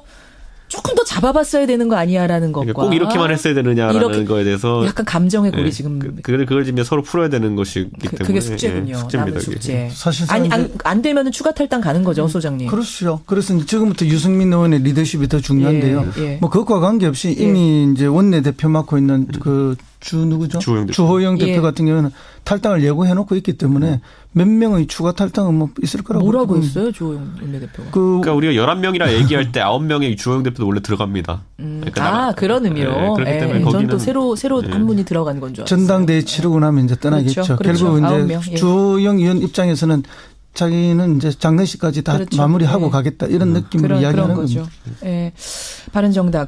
이제 제가 혹시 이거 오늘 하한가로 뽑아오신 분 없습니까? 바른정당? 제가 뽑아왔습니다. 성모 소장님이. 탈당파들을 뽑았는데요. 뽑아오셨죠. 원래 이게 정치라는 것이 이제 명분과 실리를 잘 조율해가면서 하는 건데 특히 이제 분당, 탈당, 뭐 합당 이런 거에는 명분이 굉장히 중요하거든요. 명분 중요하죠. 물론 이제 내면적으로는 정치적 계산이 다 들어있지만 이 명분 결국 포장지입니다. 포장지가 근사해야만 국민들이 거기 동의를 해주고 그게 탄력을 받는데 그게 정치죠. 이분들은 뭐 어떤 명분도 없어요. 왔다 갔다. 포장이 잘 안 됐다고 보세요? 그렇습니다.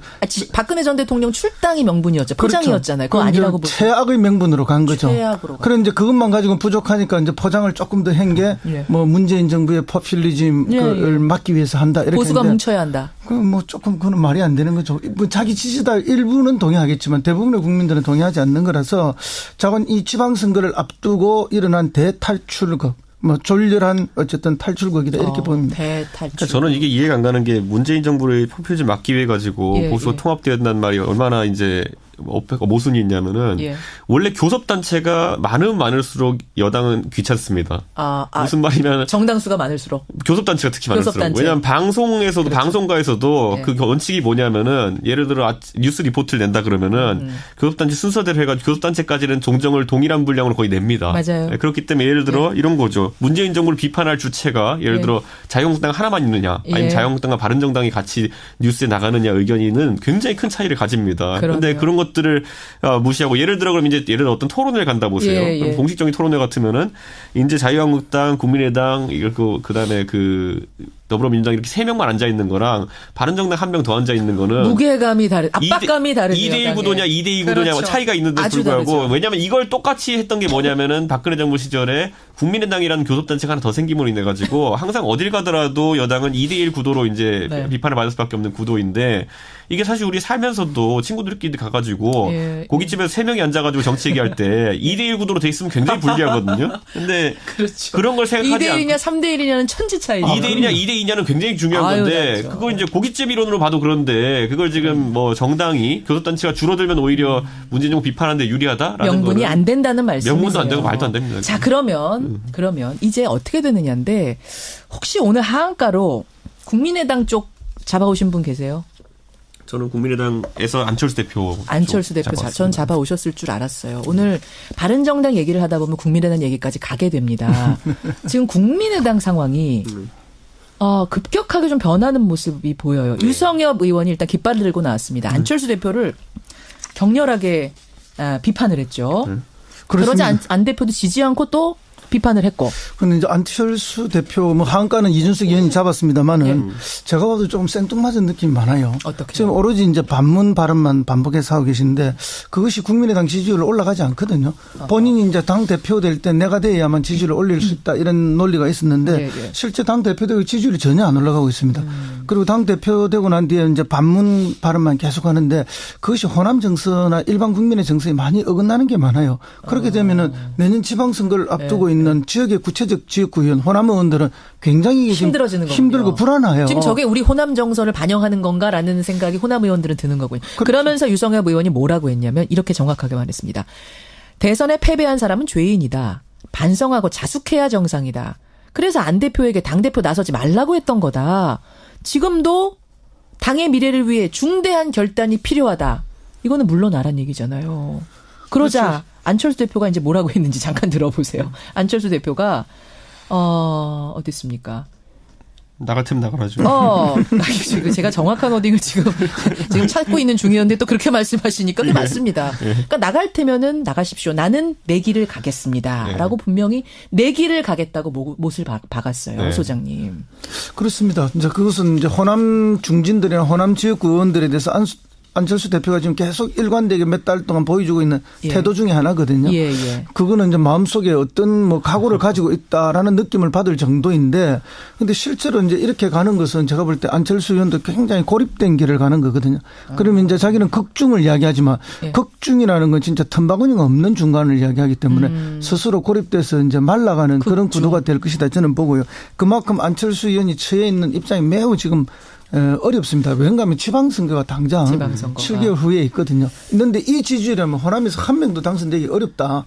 그럴 정도의 극단지. 지금 바른정당에서 탈출해가 가는 분들도 지방선거가 제일 큰 변수예요, 사실은. 그렇죠. 온갖 포장을 하지만 당장 지방선거에서 다 지는 게 눈에 보이니까 그 공포감으로 지금 탈출이 벌어지고 있는 거거든요. 그런 거군요. 결국 여기에도 그런 일이 있을 것이다. 그리고 바른정당이 많이 빠져가서 자유한국당 규모가 커지고 일당을 차지할 가능성이 높아지면 높아질수록 또 민주당 측에서는 국민의당에 대한 구애가 러브콜을 하겠죠. 할 수밖에 없습니다. 바로 이제 그 부분을 제가 짚고 싶은 건데 바른정당 11명 남았습니다. 교섭단체 무너졌습니다. 상당히 불안할 수밖에 없는 상황. 국민의당 지금 내홍이 일어나고 있습니다.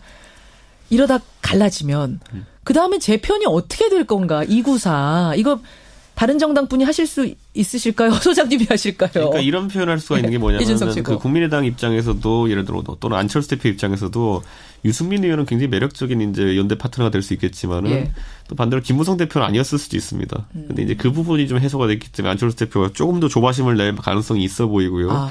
다만 이제 이 과정에서 안철수 대표가 제가 봤을 때는 아까 호 소장님이 말한 것처럼 평소 하시던 모습이랑 좀 다르게 좀 요즘 과격해진 발언들이 좀 눈에 띄어요. 그렇죠. 근데 그건 뭐냐면 그만큼 급하다는 거군요, 이 정도. 급하다. 그런데 그 과정에 제가 한번 말씀드리고 싶은 건 뭐냐면은 바른정당 입장에서 안철수 대표도 만약에 박지원 대표나 아니면 바른정당에 대한 불편하게 생각하는 분들과 결별이 이루어진다면은 당연히 좋은 연대 파트너입니다. 그런데 그랬을 때 우리가 잘 연대하기 위해서는 뒤에 몇 명이 따라오고인지 숫자는 체크하면서 이제 해야 된다. 안철수 대표 뒤로 몇 명이 따라오는가. 그러니까 이게 유승민 대표도 이제 자기가 이제 하다 보니까 뒤에 내 뒤에 11명밖에 없네 이런 상황이 된 거거든요. 지금 보면은. 그런데 이게 적어도 해서 다시 교섭단체를 만들려면은 9명은 따라와야 되네요. 내 뒤에 9명 뭐 그 20이라는 숫자가 얼마나 간당간당한지는 저희가 해봐서 알기 때문에 그것보다는 좀 더 많이. 아니 9명 안 따라오겠습니까? 그건 됩니다. 비례대표가 있기 때문에 국민의당은 그거는 뭐 충분히 될 거라고 보는데. 그렇게 하려면 비례대표를 출당시키거나 아니면 비례대표가 남고 호남계가 나가줘야 되는데. 그렇죠. 국민의당에 제가 봤을 때는 은근히 예를 들어 없어지니까. 재산이 한 200억 정도 되고 이렇기 때문에 알아서 나가주진 않을 겁니다. 제 생각에는. 그런 문제가 9명이라는 숫자의 그러니까 비밀. 안철수 대표는 항상 뒤에 적어도 내가 지역구 의원 한 10명 정도는 같이 나갈 수 있어야 되는구나 하는 정도의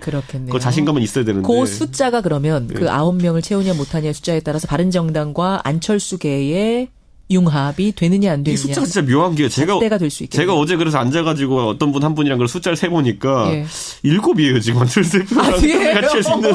아니요. 잘 못 세신 걸 수도 있잖아요. 그러니까 제가 국민의 사정을 잘 몰라서 그런 걸 수도 있는데 지금 봤을 때 논리적으로 봤을 때 지금까지 언론 발언이나 이런 걸 봤을 때 할 수 있는 게 7, 8 정도예요. 알겠습니다. 이제 바른정당 분의 분석이었고 허성모 소장님은 민주당에서 러브콜을 보내는 그 부분을 한번 짚어주세요. 그렇습니다. 이제 지금 만약에 일당이 깨어지면은 하반기 국회의장도 자유한국당으로 넘어가고 상임위 배정도 자유한국당 중심으로 많이 이루어지기 때문에 사실은 이제 이 권력이라는 게 사법 권력은 따로 독립되어 있는 거고 이제 행정부 청와대 권력과 국회 권력 두 개인데 이 국회 권력이 야당으로 완전히 넘어가게 되는 그런 상황이 벌어지기 때문에 그러면 청와대가 전국 운영이 매우 어려워집니다. 그래서 어떤 형태로든지 이것은 극복하지 않을 수가 없습니다. 민주당 러브콜 갈까요? 국민의당에서? 저는 뭐 100% 한다고 100% 봅니다. 간다고 보세요. 호남 의원들 그럼 지금 호남 의원들은 지금 기다리고 있죠. 값을 올리면서 명분만 생기면 바로 일부는 올 거라고 확신합니다. 그렇게 지금 그 국민의당 내용 사태를 이런 베이스를 깔고 여러분 지켜보시면 되겠네요. 작용이 있으면 반드시 반작용이 있습니다. 알겠습니다. 야권 재편의 분위기가 지금 이렇게 흘러가고 있고 그 안에 여권은 이런 시그널을 보내고 있다는 거 정치판을 봤습니다. 오늘 하한가하다 시간 다 갔습니다. 상한가 가보죠. 허성모 소장, 상한가 누구 올라오셨습니까? 예, 뭐 임종석 비서실장이 됐지만 크게 화제의 대상이 잘 안 됐어요. 그냥 웃는 모습, 대통령 떠날 때 이제 뭐 대장 없으니 우리 좀 편해졌구나 그런 느낌으로 좀 화제가 되고 했는데 와이셔츠 이렇게 걷는 그렇습니다. 근데 이제 전희경 의원이 어제 색깔론을 탁 제기함으로써 제 느낌에는 임종석 비서실장이 국민들한테 한번 각인되는 큰 기회가 됐습니다. 이준석 최고위원은 상한가 누가 골라오셨습니까? 저는 항상 상한가를 잘해서가 아니라 관심 받을 사람들 골라오는데 친박 돌격대. 친박 돌격대. 홍준표 대표를 향해서 지금 치고 올라가고 있는 돌격대들. 잠깐 기다리세요. 허성모 소장. 임종석 비서실장. 전희경 의원의 국감 발언 때문인 거죠? 그렇죠. 이제 어쨌든 색깔론, 전대협 주사파 이런 이야기를 했는데. 정확하게 뭐라 그랬어요? 전희경 의원이. 그러니까 전대협 주사파들이 청와대를 다 장악하고 있다. 또 그 전대협 출신들의 실력이 부족하니까 지금 청와대 내부 실력이 부족하고 뭐 이런 이야기예요. 그래서 뭐 지금 인사도 그렇고 잘 안 되고 있는 거 아니냐 이런 주장을 했는데 실제 이제 임종석 비서실장은 뭐 전대협을 했던 거 맞고 전대협 의장 출신이고 임수경 씨가 북한을 방문하게 하는 등 그 시대에 뭐 어마어마한 그 중심에 있었던 게 사실이죠. 그래서 4, 5, 60대들은 임종석이라는 이름만 들어도 어떤 사람 다 합니다. 그런데 20, 30대는 임종석을 잘 몰라요. 사실은. 모릅니다. 그런데 그런 임종석을 전 세대 다시 각인시켜 준 거예요, 이게. 근데 사실은 플러스라고 보세요? 저는 플러스라고 보죠. 색깔론 재개봐야 지금 먹힙니까? 일부 자기 극단적 지지자만 좋아하지. 그리고 이런 말이 있지 않습니까? 뭐 20대에 어떤 변혁을 꿈꾸지 않는 젊은이는 쓸데없는 별 뭐 쳐다볼 만한 이런 가치가 부족한 사람이다라고 이야기하지만 또 40대가 넘어서도 20대의 생각만 갖고 살면 그 사람들도 뭐 별 볼 일 없는 사람이다. 이런 이야기 우리 하지 않습니까? 임종석은 가장 빨리 변신시킨 사람이에요. 그런 운동권 학생에서 빨리 현실 정치인으로 변화하면서 빨리빨리 정리했고 재선 의원을 냈고 당의 사무총장을 냈고 그리고 서울시의 정무부시장을 했고 지금 비서실장이 돼 있는 거거든요. 이런 경로를 보면 자기의 가장 유망되는 정치인인데 그게 잘 부각이 안 되고 있었는데 전희경 의원이 인지도 쑥 올라간 겁니다. 완전히 띄워준 거죠. 오히려 그렇게 보세요. 그렇습니다. 자, 이준석 최고위원은 상한가 친박 돌격대. 지금 자유한국당에서 누구예요? 이렇게 홍준표 대표에 대해서 그 불만을 갖고 있는 사람들. 홍준표 대표의 이제 전략이라는 건 뭐냐면은 결국에는 이제 바른정당 탈당파 지난번에 나간 13명이랑 이제 나간 9명 해가지고 한 22명 정도와 연대해가지고 결국에는 이번 돌아오는 12월에 원내대표 선거를 이겨야 됩니다. 그리고 원내대표 선거를 이긴다는 것은 그게 바로 제가 봤을 땐 친박 청산의 의미가 어느 정도 있거든요. 왜냐하면 원내대표가 되면은 그 밑으로 의원도 다 줄 세울 수 있습니다. 왜냐하면은 그 상임위 배분이라든지 상임위원장 배분에 이게 결정적 역할을 하기 때문에 그런데 지금 이 와중에 친박들도 그걸 알아요. 그래서 13명 지난번에 갔을 때 이분들이 13명을 거의 무용지물로 만들기 위해서 노력했거든요. 그럼 뭐 사과해라부터 시작해가지고 뭐 복당 받아들일 수 없다 완전 면박을 다 주면서. 모욕적인 발언도 많았죠. 그러다 보니까 이번 9명에게도 이제 슬슬 시작하고 있는 겁니다. 이래가지고 힘을 다 빼놓고 시작해야지 본인들이 경쟁에서 유리하다 보기 때문에. 예. 지금 그런데 아마 이번에 원내대표 경쟁이 결국 홍준표 플러스 탈당파가 미는 김성태 의원과 예. 그다음에 친박이 지금 홍문종 의원 간의 대결로 이제 치러질 가능성이 높다라는 얘기가 나오고 있는데. 김성태 대 홍문종. 네, 홍문표. 제가 봤을 때는 청취자들이 뭐 어느 쪽을 응원할지 모르겠지만은 제가 봤을 때는 그 결과에 따라 가지고 제가 봤을 때는 오히려 만약 친박이 이긴다 이런 상황이 나오게 되면은 들어간 분들 굉장히 난감해지는 겁니다. 네. 친박이 이긴다 하면 지금 홍 대표가 네. 사실은 최고위원회 반발에도 불구하고 박 전 대통령을 출당시키지 않았습니까? 밀고 가지 않았습니까? 네. 그럼 이대로 그냥 쭉 가는 거예요? 아니면? 아니 저는 뭐 여기에서 끝난다고 봅니다. 네. 이건 정리가 된 거라고 보세요? 최경환 의원은 못 밀어낸다. 못하니까. 또는 못 밀어내는 것이 아니고 안 밀어낸다고 봅니다. 이 정도로 그렇습니다. 딜하고 우리가 항상 것이다. 얘기했듯이 밀어내면 자기 불신임 투표거든요. 그거는 신임 불신임 투표가 되기 때문에 리스크 안 걸 것이고 이미 탈당파가 왔기 때문에 소기의 목적은 달성했다라는 생각에 더 이상 안 할 겁니다. 그런 것도 있지만 정치는 세거든요. 그래서 일당이 돼야 되는데 현역 의원들 밀어내버리면 일당 되는데 방해가 돼요. 아하. 그런 문제도 있고 그다음에 이제 친박 핵심을 밀어내버리면은 들어오는 김무성 의원의 발언권이 너무 세져요. 그러게 되면 오히려 홍준표 대표 자신이 위해소해질 가능성이 있습니다. 그러니까 두 세력을 절절하게 싸움을 시켜놓고 있어야만이 자기도 독자적으로 중간에서 위치와 역할을 제대로 할 수 있는 거예요. 그래서 세 개의 계파가 이미 만들어진 거예요. 그렇게 되는 거군요. 그렇게 되는 거군요. 오늘은 정치판이 상당히 복잡하게 돌아가고 이게 다 선거 때문인 거죠, 결국은. 그렇습니다. 지방선거 다가오면서. 선거와 권력투쟁. 선거와 권력투쟁. 예, 이 복잡한 판을 이 두 분의 입을 통해서 오늘 좀 읽어봤습니다. 이런 지식들을 가지고 여러분 따라가시면 될 것 같아요. 자, 오늘 뉴스닥 보드 닫기 전에 제가 시작하면서 여러분들한테 말씀드렸던 거 있죠. 개 입마개. 문자가 오늘 라디오 재판정이 아닌데도 많이 들어왔네요. 68대 32. 강영욱 개훈련사의 입장을 여러분 설득을 다 들으셨는데도 입마개 하자가 더 많아요. 하자가 더 많아요. 이번 개물림 사고 정말 충격적이고 그동안 사실은 반려견들 때문에 좀 속상한 분들이 많으셨나 봐요. 개 입마개를 해야 한다 쪽이 68%. 아니다. 이렇게 획일적으로 씌우는 거는 반대한다 쪽이 32%로 지금 청취자들 문자 보낸 청취자들이 한해서는 이렇게 나왔습니다. 어떻게 생각하세요? 저는 뭐 사실 근데 규제를 하려면 끝이 없는 게 전 동네에서 길게 가시면 안 돼요. 그러니까 시간이. 작은 개 5마리 끌고 다니는 것도 있거든요. 그거 무서워요, 그것도. 이런 소식을 전하면서 오늘 뉴스닥 두 분과도 인사 나누죠. 고생하셨습니다. 네, 고맙습니다. 고맙습니다. 세미래정책연구소 허성무 소장, 바른정당 이준석 최고위원이었습니다. 이 개 입마개 문제는 한번 다시 진지하게 다뤄볼 필요가 있겠네요. 입마개 찬성 의견이 많다라는 소개를 해드리자마자 또 반대의 문자가 쏟아집니다. 언제 한번 날 잡아서 토론을 해봐야겠습니다. 문자 보내주신 여러분들 다 고맙습니다. 저는 내일 아침 다시 돌아오죠. 고맙습니다.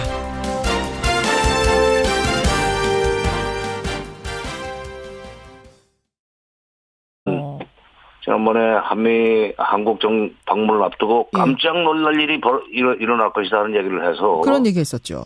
네, 그 두 가지죠. 그러니까 근데 깜짝 놀랄 일이 뭐 있을 것이다. 이런 약간 충격적인 발언들은 워낙 많이 해서 우리가 그렇게 귀담아 듣진 않았었는데 그 부분을 귀담아 들으셨어요, 정 장관님? 아니, 좋게 보면은 진짜 아주 예상과는 정반대로 아주 부드러운 얘기, 북한과 대화를 하겠다는 얘기를 할 수 또 있겠지만 그 가능성은 낮고 그러나 일본에서 했던 것만큼은 얘기를 하지 않겠는가. 그 정도 나오지 않겠는가. 정리를 좀 해보자면 사실 일본에서 막 골프도 같이 치고 4번이나 밥도 같이 먹고 굉장히 친했어요. 이보다 더 가까울 수는 없다 할 정도로 친했는데도 무역 얘기 나오자 일본하고 우리의 무역 관계는 not fair, not open.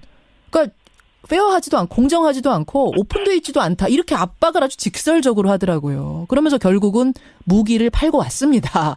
이런 걸 볼 때 우리한테도 뭔가 그런 실리를 추구하려고 할 것이다. 우리한테는 이제 일본한테 제기하지 않는 문제가 하나 있죠. 어떤 겁니까? 주한미군 주둔 비용 분담, 비용 문제 이걸 이제 높이라고 할 가능성이 있고 분담금 그러다 보면 문제. 결국 우리 국방비 늘려야 되는 문제가 있습니다. 지금 뭐 예산 심의를 앞두고 있는데 예산 심의 국회가 이미 시작되지 않았어요. 그렇죠. 그런 국회에 가서 연설한다는 것 자체가 조금 그런 것도 계산하고 있지 않나. 국회에 가서 연설하는 것도 그런 얘기. 지금 사실은 한미 정상회담보다도 국회 연설이 더 주목이 됩니다. 왜냐하면 한미 정상회담은 사실 물밑으로 어느 정도 조율을 다 하고 들어가는 건데. 그렇죠. 발표할 때도 그 발표의 어떤 그 수위 같은 걸 조율할 수가 있는데 국회 연설은 그냥 그대로 나간단 말이에요. 중계방송. 애드립이 막 나갈 수가 있어요. 트럼프의 돌출 발언이 막 나갈 수 있는데 여기서 분담금 얘기를 할 수도 있다. 이게 걱정되신단 말씀이시군요. 그러려면은 북핵 상황을 극도로 악화시키는 그런 어떤 발언을 할 수도 있죠. 북핵 상황을 그게 무슨 말씀이세요? 극도로 안 좋은 이야기 어떤 그렇죠. 전쟁이 날 수도 있다는 식의 말폭탄을 쏟아내고 그렇게 되면 또 일부 박수치는 국회의원들 일어서서 기립박수하는 국회의원들 나올 수 있어요. 무력으로 우리가 공격하자 뭐 이런 발언에 대해서 무력까지는 아니지만 북한을 그대로 놔둬서는 안 된다. 압박과 제재를 더 강화해 나가야 된다는 식으로 얘기를 할 때 기립박수 치면 거기에 고무돼 가지고 애드립으로 이제 이게 뭐 한국이 지금 상태로서는 안 된다. 일본도 지금 무기 사는 이유가 뭐냐? 북한 때문이다. 한국은 거기에 대해서 한국도 거기에 대해 동참해야 된다는 얘기를 할 때 기립박수하는 국회의원들이 나오면은 그건 어떻게 보면 한국 정부가 문재인 정부가 굉장히 큰 압박으로 받아들일 수밖에 없습니다. 그럼 아까 깜짝 놀랄 대목을 걱정해요. 깜짝 놀랄 일이 두 가지가 다 가능한데 너무나 대화적인 유화 국면의 이야기를 해서 깜짝 놀랄 수도 있고 반면에 아주 공격적인 이야기를 해서 깜짝 놀랄 수도 있는데 그 두 가지 가능성을 다 지금 열어놓고 보시는 거군요. 그렇죠. 근데 이제 가능성 면에서 비율 면에서는 지금 그 두 번째 또 공격적인 얘기 그러면서 바로 무기 얘기를 바로 꺼내는 그 무기를 더 많이 사야 된다는 얘기를 할 가능성도 있다. 그쪽이 조금 더 높다고 보시는 거예요. 그렇게 보시는 거예요. 사실 한미 FTA가 또 걸려 있지 않습니까? FTA를 걸고 들어가는 거예요. FTA하고 주한미군 주둔 비용 문제를 가지고 압박을 해 들어가면은 결국 우리가 그걸 달래기 위해서는 무기를 살 수밖에 없는 그런 코너에 몰리죠. 그렇게 다 물릴 가능성. 그럴 때 그럼 우리는 어떻게 대응해야 된다고 보세요? 무기는 조금 더 사줘야 될지도 몰라요. 그 대신 그러나 압박과 제재 가지고는 북핵 문제 해결 안 된다 하는 것을 분명히 문 대통령이 트럼프한테 얘기를 하고 설득을 해야 됩니다. 그리고 우리가 뭐 계속 미국과 보조를 같이 하겠지만 그래도 미국과 북한 사이에 그동안 통합 문제를 둘러싼 집안 싸움이 이제는 국민의당으로 번지는 모습인데요. 어제 유성업 의원이 대통령 선거에서 패배한 사람은 죄인이다. 지금이라도 중대한 결단이 필요하다 이렇게 주장을 했습니다. 바른정당과 통합을 추진하고 지역위원장 물갈이를 꾀했던 안철수 대표에 대한 반발이죠. 이에 대해서 독일 또 이스라엘을 방문 중이던 안 대표는 가만히 있지 않아서요. 정상적인 문제적인 범위를 넘었다. 끝까지 같이 같이 못할 분이 있더라도 나의 길 가겠다 이렇게 응수를 했습니다. 끝까지 같이 못 가는 한이 있더라도 나는 내 길 간다. 그렇죠. 유성애 의원한테 지금 답가를 보낸 거네요. 그렇습니다. 오늘 안철수 대표가 귀국을 하거든요. 아마 내홍이 본격화할 것으로 보이네요. 여기까지 오늘의 포인트 김정훈 기자 수고하셨습니다. 네. 트럼프 미국 대통령의 이번 아시아 순방의 최대 현안은 북핵 문제입니다. 트럼프 대통령은 오늘 정오쯤 한국에 도착해 문재인 대통령과 단독 확대 정상회담을 열고 대통령 내외가 함께하는 만찬에 참석합니다. 이보다 더 일본과 가까운 적은 없었다. 이런 말을 남기고 일본 방문을 마친 트럼프 대통령 오늘 우리나라에 도착을 합니다. 주목되는 관전 포인트 3가지 정도입니다. 첫째, 대북 메시지를 어떻게 내놓을까? 둘째, 한미 FTA는 어떤 식으로 언급을 할 것인가? 셋째, 요사이 중국하고 우리나라 관계에 대해서는 트럼프가 어떤 입장을 직접 밝힐 것인가? 이거 정도가 되겠죠. 이 중에서도 가장 주목이 되는 건 첫 번째입니다. 대북 메시지. 저 멀리 미국 땅에서도 그렇게 거친 말폭탄을 쏟아냈던 트럼프인데 한반도에 와서는 어떤 이야기를 할지. 와서 하는 말 한마디 한마디는 사실 트위터에 대고 하는 말하고는 차원이 다르죠. 이분과 함께 전망하겠습니다. 정세현 전 통일부 장관 연결이 돼 있습니다. 정 장관님 안녕하세요. 네, 안녕하세요. 일단 스케줄상으로 가장 주목되는 건 정상회담하고 국회 연설 이 두 가지로 봐야 되겠죠? 그렇죠. 예, 어떤 부분, 어떤 메시지에 주목하십니까? 근데 물론 조금 전에 말씀하신 대로 한국에 와서는 북핵 문제를 가장 비중 높게 거론할 것 같아요. 그런데 저는 북핵 문제 그 자체에 그 트럼프의 본심이 실려 있는 건 아니지 않느냐는 생각을 해봅니다. 그게 무슨 말씀이세요? 그 무기를 팔자는 거죠, 간단히 말해서. 그러니까 북핵 메시지를 내놓긴 내놓을 텐데 북핵 문제 언급을 하긴 할 텐데 그 내심에는 무기 장사를 하려는 마음이 깔려 있다? 일본에서는 이미 지금 그 성공하지 않았어요. 무기 팔고 오지 않습니까? 그렇더라고요. 일본에서는 이제 무역 역조 시정하라는 그런 식으로 압박을 하면서 이제 트럼프 아베로 하여금 무기를 사도록 만들었는데 아베로서는 지금 뭐 그 무역 역조 시정보다는 차라리 무기 사주는 식으로 해서 트럼프의 호주머니를 채워주는 게 훨씬 유리합니다. 왜냐하면 무기를 산다는 얘기는 결국 일본의 군사대국화로 나가는 첫걸음이거든요. 그렇죠. 그런데 우리는 뭐 북핵 문제 핑계대고 무기까지 더 차가지고 군사대국으로 갈 일은 없고 특히 그 일본의 대중국 압박 전략 미국과 그 보조를 같이 하는 거기에 우리가 동참할 필요가 없다고 이미 문 대통령이 선을 긋지 않았어요. 그러니까 우리로서는 지금 북핵 문제와 관련된 발언이 험악하게 나오지 않기를 바랄 뿐인데 그거는 지금 청와대도 어떻게 예측 못하고 저는 더더구나 정보가 없으니까 말 못하는데 근데 지금 하나 지금 주목할 부분은 일본에서 아베가 최고의 압박과 제재로 북한을 좀 더 조여 들어가야 된다는 얘기를 할 때 거기에 대해서 동문서답 비슷하게 전략적인 데는 끝났다 이 얘기를 했단 말이에요. 그렇죠. 전략적 대화는 끝났다. 그래서 그게 무슨 말인지 좀 저도 지금 저는 맥락을 잘 모르겠습니다만은 여기 와서는 조금 부드러운 얘기를 하지 않을까 하는 기대도 갖습니다. 왜냐하면 김현정의 뉴스 쇼.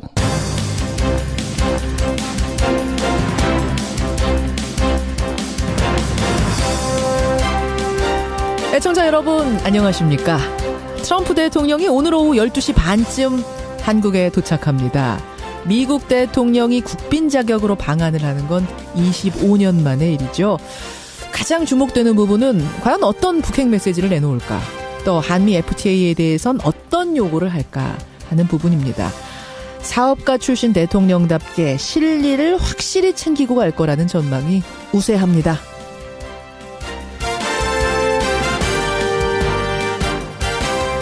그러고 보니까 오늘이 마침 추위가 시작된다는 입동인데요. 이미 한겨울 같은 남과 북 사이에 트럼프 대통령이 더 지독한 겨울을 불러오지는 않기를 김현정의 뉴스쇼 출발합니다.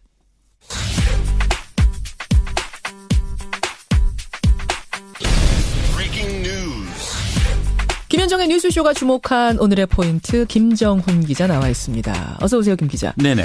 오늘 첫 번째 포인트 트럼프의 방한 소식부터 봐야죠. 그렇습니다. 트럼프 미국 대통령 오늘 그 한국을 찾죠. 예. 외국 정상의 방한을 두고 이렇게 관심 뜨거웠던 적이 없는 것 같은데 최고로 예우를 하는 국빈 방문입니다. 그렇죠. 그것도 미국 대통령으로서는 25년 만에 국빈 방문이고요. 그러니까 이게 임기 중에 그 대통령 임기 중에 어떤 국가에 대해서 국빈으로 초청할 수 있는 게 한 번이라면서요. 네, 단 한 번입니다. 문재인 대통령은 그 한 번의 카드를 쓴 거예요, 이번에. 고민 끝에 쓴 거죠. 그렇죠. 그런 가운데 또 북핵 문제가 핫 이슈이지 않습니까? 이런 상황에서 한국을 찾은 트럼프 대통령의 한마디 한마디가 정세에 큰 영향을 끼칠 수 있기 때문에 이렇게 관심이 뜨거운 거죠. 그렇죠. 트럼프 대통령은 정오를 넘어서 오산 공군기지에 도착하고요. 평택 미군 부대 또 용산 기지를 들른 뒤에 청와대로 갑니다. 문재인 대통령과 정상회담 이후에 공동 기자회견을 하고요. 이후 각계 인사 또 각종 공연이 펼쳐지는 국빈 만찬 행사에 참석하는 것으로 첫째 날 일정을 마칩니다. 국빈을 맞는 청와대가 그야말로 비상인데 근데 비상 상황이 이렇게 또 있습니다. 비상 상황 또 뭐가 있습니까? 트럼프 대통령에 대한 찬반 집회 때문인데요. 찬반 집회가 한 100여 개가 지금 신고가 돼 있다면서요. 네. 그런 단체들이 모여서 진보 성향 단체들 같은 경우에는 노 트럼프 공동 행동을 꾸려서 반대 기자회견을 하겠다 이렇게 신고를 해놨고요. 또 저녁엔 촛불 집회도 이어지는데 청와대 방면 행진을 한다 이런 계획도 있네요. 반대로 대한애국당은 보수 성향이죠. 예. 서울 대한문 인근에서 트럼프 대통령 환영 집회를 개최를 합니다. 이에 대해서 경찰은 최고 비상령을 내린 상태고요. 가능한 경찰력을 모두 모아서 만약의 사태에 대비하겠다 이런 계획이네요. 뭐 표현의 자유는 보장이 돼야 합니다만 불상사로 이어지는 일은 없어야겠습니다. 다음 포인트 보죠. 네, 댓글 수사 방해팀의 구속입니다. 예, 국정원이 지난 대선에 관여한 사건, 그 댓글 수사를 방해했다는 그 사건으로 수사받던 사람들 결국 모두 구속이 됐죠? 네, 오늘 새벽 구속영장이 발부됐습니다. 누구입니까? 장호중 전 부산지검장, 예. 이재영 대전고검 검사, 서천호 전 국정원 2차장, 그리고 고모 전 국정원 국장 등이 구속됐는데요. 예. 검사장급 검찰 간부가 구속된 거는 사상 두 번째입니다. 그리고 같은 사건으로 검찰 간부 2명이 동시에 구속된 것도 대단히 이례적이죠. 그렇죠. 여기에 함께 영장이 청구됐던 변창훈 서울고검 검사가 어제 영장 실질 심사를 앞두고 투신해서 스스로 목숨을 끊기도 했네요. 예. 이들은 모두 국정원 내에 이른바 현안 TF를 꾸리고 조직적으로 댓글 수사 또 재판을 방해한 혐의를 받고 있습니다. 그러니까 지난번에 같은 사건으로 수사받던 국정원 변호사가 자살을 하는 일이 있었는데 네. 이어서 현직 검사가 또 같은 사건으로 수사받다가 이렇게 되니까 상당히 충격적이고 도대체 억울하다는 또 편지를 써놓고 자망을 했더라고요. 이게 어떤 것인가 이런 논란도 있고 합니다. 지켜보고요. 마지막 포인트 가죠. 네, 내홍에 휩싸인 국민의당입니다. 바른정당에 이어서 이번에는 국민의당의 내용입니까? 네. 67이네요. 엘리자베스 영국 여왕도 명단에 들어있다면서요. 그 우아하고 약자들을 감쌌던 엘리자베스 여왕. 저도 좀 놀랐는데요. 명단이 있다 그래서. 그러니까요. 조세프 피처에 약 1,000만 파운드. 우리 돈으로 146억 원을 투자하고 있었던 것으로 드러났습니다. 그래요. 이것 때문에 영국에서 왕실 자산 운영 내역을 투명하게 공개해야 한다. 이런 비판 여론이 지금 거세게 일고 있습니다. 이 트럼프 미국 대통령 측근들도 대거 등장하고 있는데요. 어떤 사람이요? 이번 아시아 순방에도 동행한 월버 로스 미국 상무장관, 이 푸틴 러시아 대통령 측근이 운영하는 에너지 기업에 투자를 해서 막대한 이윤을 남긴 것으로 드러났습니다. 예. 이 외에도 또 낯익은 이름이 등장합니다. 어떤 거요? 렉스 틸러슨 국무장관. 틸러슨 국무장관? 네. 이 게리콘 백악관 국가경제위원회 위원장. 예. 뭐 이렇게 해서 강요와 정치적 후원자 10여 명의 이름도 들어 있습니다. 이 밖에도 트리도 캐나다 총리의 수석 정치자금 모금책도 있고요. 록밴드 U2의 리드싱어 보노. 보노 이름이 있어요? 네. 팝스타 마돈나도 조세 회피 의혹을 받고 있습니다. 마돈나까지. 한국인 명단도 있는데요. 232명이 있습니다. 예. 이 공기업인 한국가스공사, 현대상사, 효성그룹, 그리고 또 개인 명단, 법인 이런 것들이 포함돼서 232명이 조세 피처의 법인을 설립한 것으로 드러나기도 했습니다. 가스공사도 있어요? 네. 공기업까지 조세 피처에다가 네, 맞습니다. 법인을 설립했다. 참 그래요. 충격적인 뉴스. 이건 뭐 우리나라뿐만 아니라 전 세계 재계 정계를 지금 발칵 뒤집어 놓고 있습니다. 파라다이스 페이퍼스 파문. 이 뉴스의 행간 이면 들어가 보죠. 첫 번째 행간은 정말 까도 끝이 없다. 까도 끝이 없다. 이 조세 피처에 투자한 명단 정말 양파 껍질처럼 까도 끝없이 나오고 있는데요. 사실은 이번이 처음도 아니잖아요. 네, 처음 아니에요. 국제탐사보도 언론인협회 ICIJ라고 하는 곳인데요. 이곳에서 명단을 공개한 게 벌써 세 번째입니다. 세 번째예요. 2013년, 작년이죠. 2016년, 그리고 올해. 예. 2013년 처음 명단을 공개했을 때는 정말 놀랐거든요. 그때 누구 들어있었죠? 너무 명단이 많아서 몇 명만 말씀드리면 아제르바이잔 대통령, 러시아 부총리 부인, 마르코스 전 필리핀 독재자 장녀, 몽골 국회 부의장 등등해서요. 대통령부터 고위 강요, 재벌가의 이름이 줄줄이 당시에 공개가 됐었습니다. 우리나라에서는 그 뉴스타파가 취재를 해서 공개한 적이 있었죠. 네, 맞아요. 조세 회피처에다가 돈 넣어놓은 사람들. 우리나라도 외국 못지않게 놀라운 이름들이 많이 들어있는데요. 이명박 전 대통령 사돈과 효성, 그랬죠. OCI, 대한항공 등등 250명 가까운 재벌가 명단이 확인이 되게 되어 있습니다. 이 작년에는 파나마 페이퍼 파동이 또 터졌는데요. 이 파나마의 로펌 모색 폰세카라고 하는 곳에 내부 자료를 입수해서 분석을 했는데 이름이 어려워요. 모색 폰세카의 내부 자료를 입수했더니 2013년 공개한 자료에 비해서 무려 10배가 많은 자료가 나왔습니다. 푸틴 러시아 대통령, 시진핑 중국 국가주석 매형 덩지아구이. 시진핑의 매형? 네. 이 캐머런 영국 총리의 아버지. 아르헨티나 대통령. 정말 대단한 사람들이 다 들어있었고요. 우리나라에서는 노태우 전 대통령의 장남 노재현 씨가 조세회피처에 3개의 페이퍼 컴퍼니를 세운 사실이 드러나서 또 놀라게 하기도 했습니다. 근데 이번에 또 나오는 거죠. 그러네요. 과연 이게 끝일까요? 아닐 것 같아요. 아니겠죠. 아닐 것 같아요. 아직도 분석해야 할 자료가 산더미인데요. 앞으로도 계속 명단이 공개될 겁니다. 그래요. 예. 두 번째 행간은 뭡니까? 두 번째 행간은 채로 한강물 걸러내는 격이다입니다. 채로 한강물을 걸러내는 격이다. 네, 우리 음식할 때 사용하는 채 있잖아요. 걸러내는 거. 이걸로 한강물 걸러내면 어떻게 될까요? 그건 제정신이 아니구나. 걸러내질까요? 그냥 빠져나오겠죠, 물이. 물론이죠. 이 조세회피처 투자 명단을 적발하는 과정이 이렇다는 얘기입니다. 아하. 매번 명단이 공개될 때마다 엄청나게 큰 소란이 벌어지는 것 같잖아요. 그렇죠. 근데 조금만 시간이 지나면 언제 그런 일이 있었냐는 듯이 별일이 없습니다. 이제는 사실은 크게 놀라진 않아요. 우리나라 분들은 뭐 그러려니 할 정도 수준이. 쭉 이어져 왔던 물밑대화. 예. 이거 수면 위로 올려라 말이야. 미국에서도 이미 여러 번 국무장관, 국방장관이 외교로 풀어야 된다는 얘기도 했고. 그렇죠. 북한의 미국 국장도 러시아까지 가가지고 그동안에 미국 간의 물밑대화가 있었다는 얘기를 자백하지 않았느냐. 예. 그럼 우리 알려진 비밀이었지만 이제 양쪽에서 다 얘기를 했으니까 수면 위로 올리고 미국 그러니까 대화와 접촉과 대화를 시작해서 육자회담을 재개할 수 있는 그런 어떤 판을 만들어라. 그리고 그렇게 되면 우리도 남북 대화에 어떤 물꼬를 좀 터봐야 되겠다. 특히 평창 올림픽 문제도 있고 또 설계기 이산가족 상봉 문제도 있으니까 우리도 좀 남북 대화를 해야 되겠으니 미국 간에도 대화를 하는 그런 첫 단추를 좀 꿰줬으면 좋겠다. 한국 방문을 계기로 해서. 그 의견은 분명하게 내야 된다는 말씀이군요. 전쟁은 안 된다. 압박을 하되 전쟁은 안 된다. 궁극적으로는 대화다.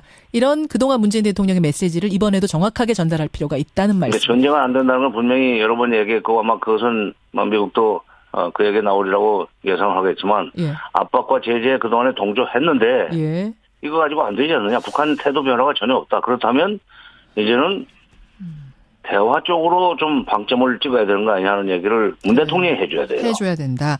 그러니까 저는 좀 정리가 되네요. 사실 이제 트럼프 대통령을 놓고는 사업가 출신이고 심하게는 이제 평론가들이 장사꾼이다 이런 이야기도 하지 않습니까? 장사꾼처럼 가는 곳마다 딜을 한다.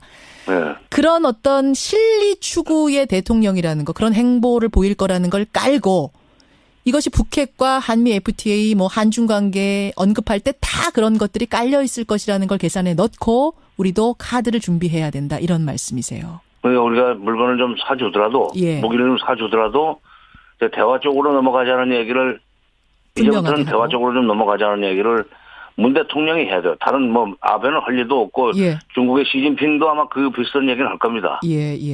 중국이 미국 무기 살 일은 없지만은 대화적으로 가야 된다는 얘기를 할 거란 말이죠.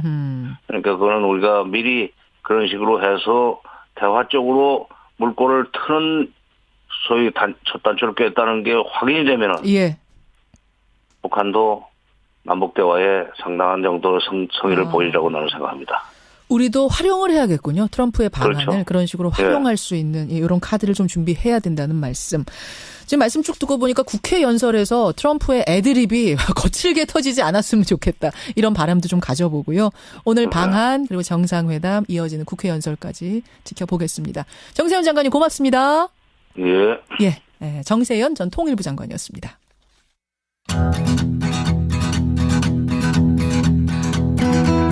김현정의 뉴스쇼는 청취자 여러분의 참여로 이루어집니다. 트위터, 페이스북, 레인보우 게시판, 그리고 단문 50원, 장문 100원의 유료 문자 샵 1212, 우물정 1212 통해 참여하실 수 있습니다. 김현정의 뉴스쇼, 여러분과 함께 만듭니다. 김성환의 행간 시사평론가 김성환 씨 나오셨습니다. 어서 오십시오. 네, 안녕하세요. 오늘은 트럼프 방한 소식으로 뉴스들이 거의 덮이는 분위기인데 그중에서도 아주 중요한 행간 하나를 잡아 오셨네요. 네.